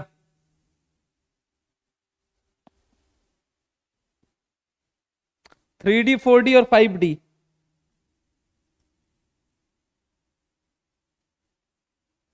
थ्री डी 4D और 5D, यस एक दो लोगों ने करेक्ट बोला। 3D से बड़ा क्या होगा, 4D, और 4D और 5D की साइज क्या हो जाएगी, बराबर। रीजन कोई बता सकता है 4D और 5D की साइज बराबर होने का, 4D और 5D की साइज बराबर होने का रीजन। हाँ जी, 4D और 5D की साइज बताइए, 4D और 5D रीजन बता सकते हैं, 4D और 5D। सवाल नंबर कौन सा है, 29 ना, एक और सवाल करा देंगे 30 तक। ठीक है, अब सुनिए यहां पे क्वेश्चन नंबर, जो अगर हम बात करें आपसे यहां पे,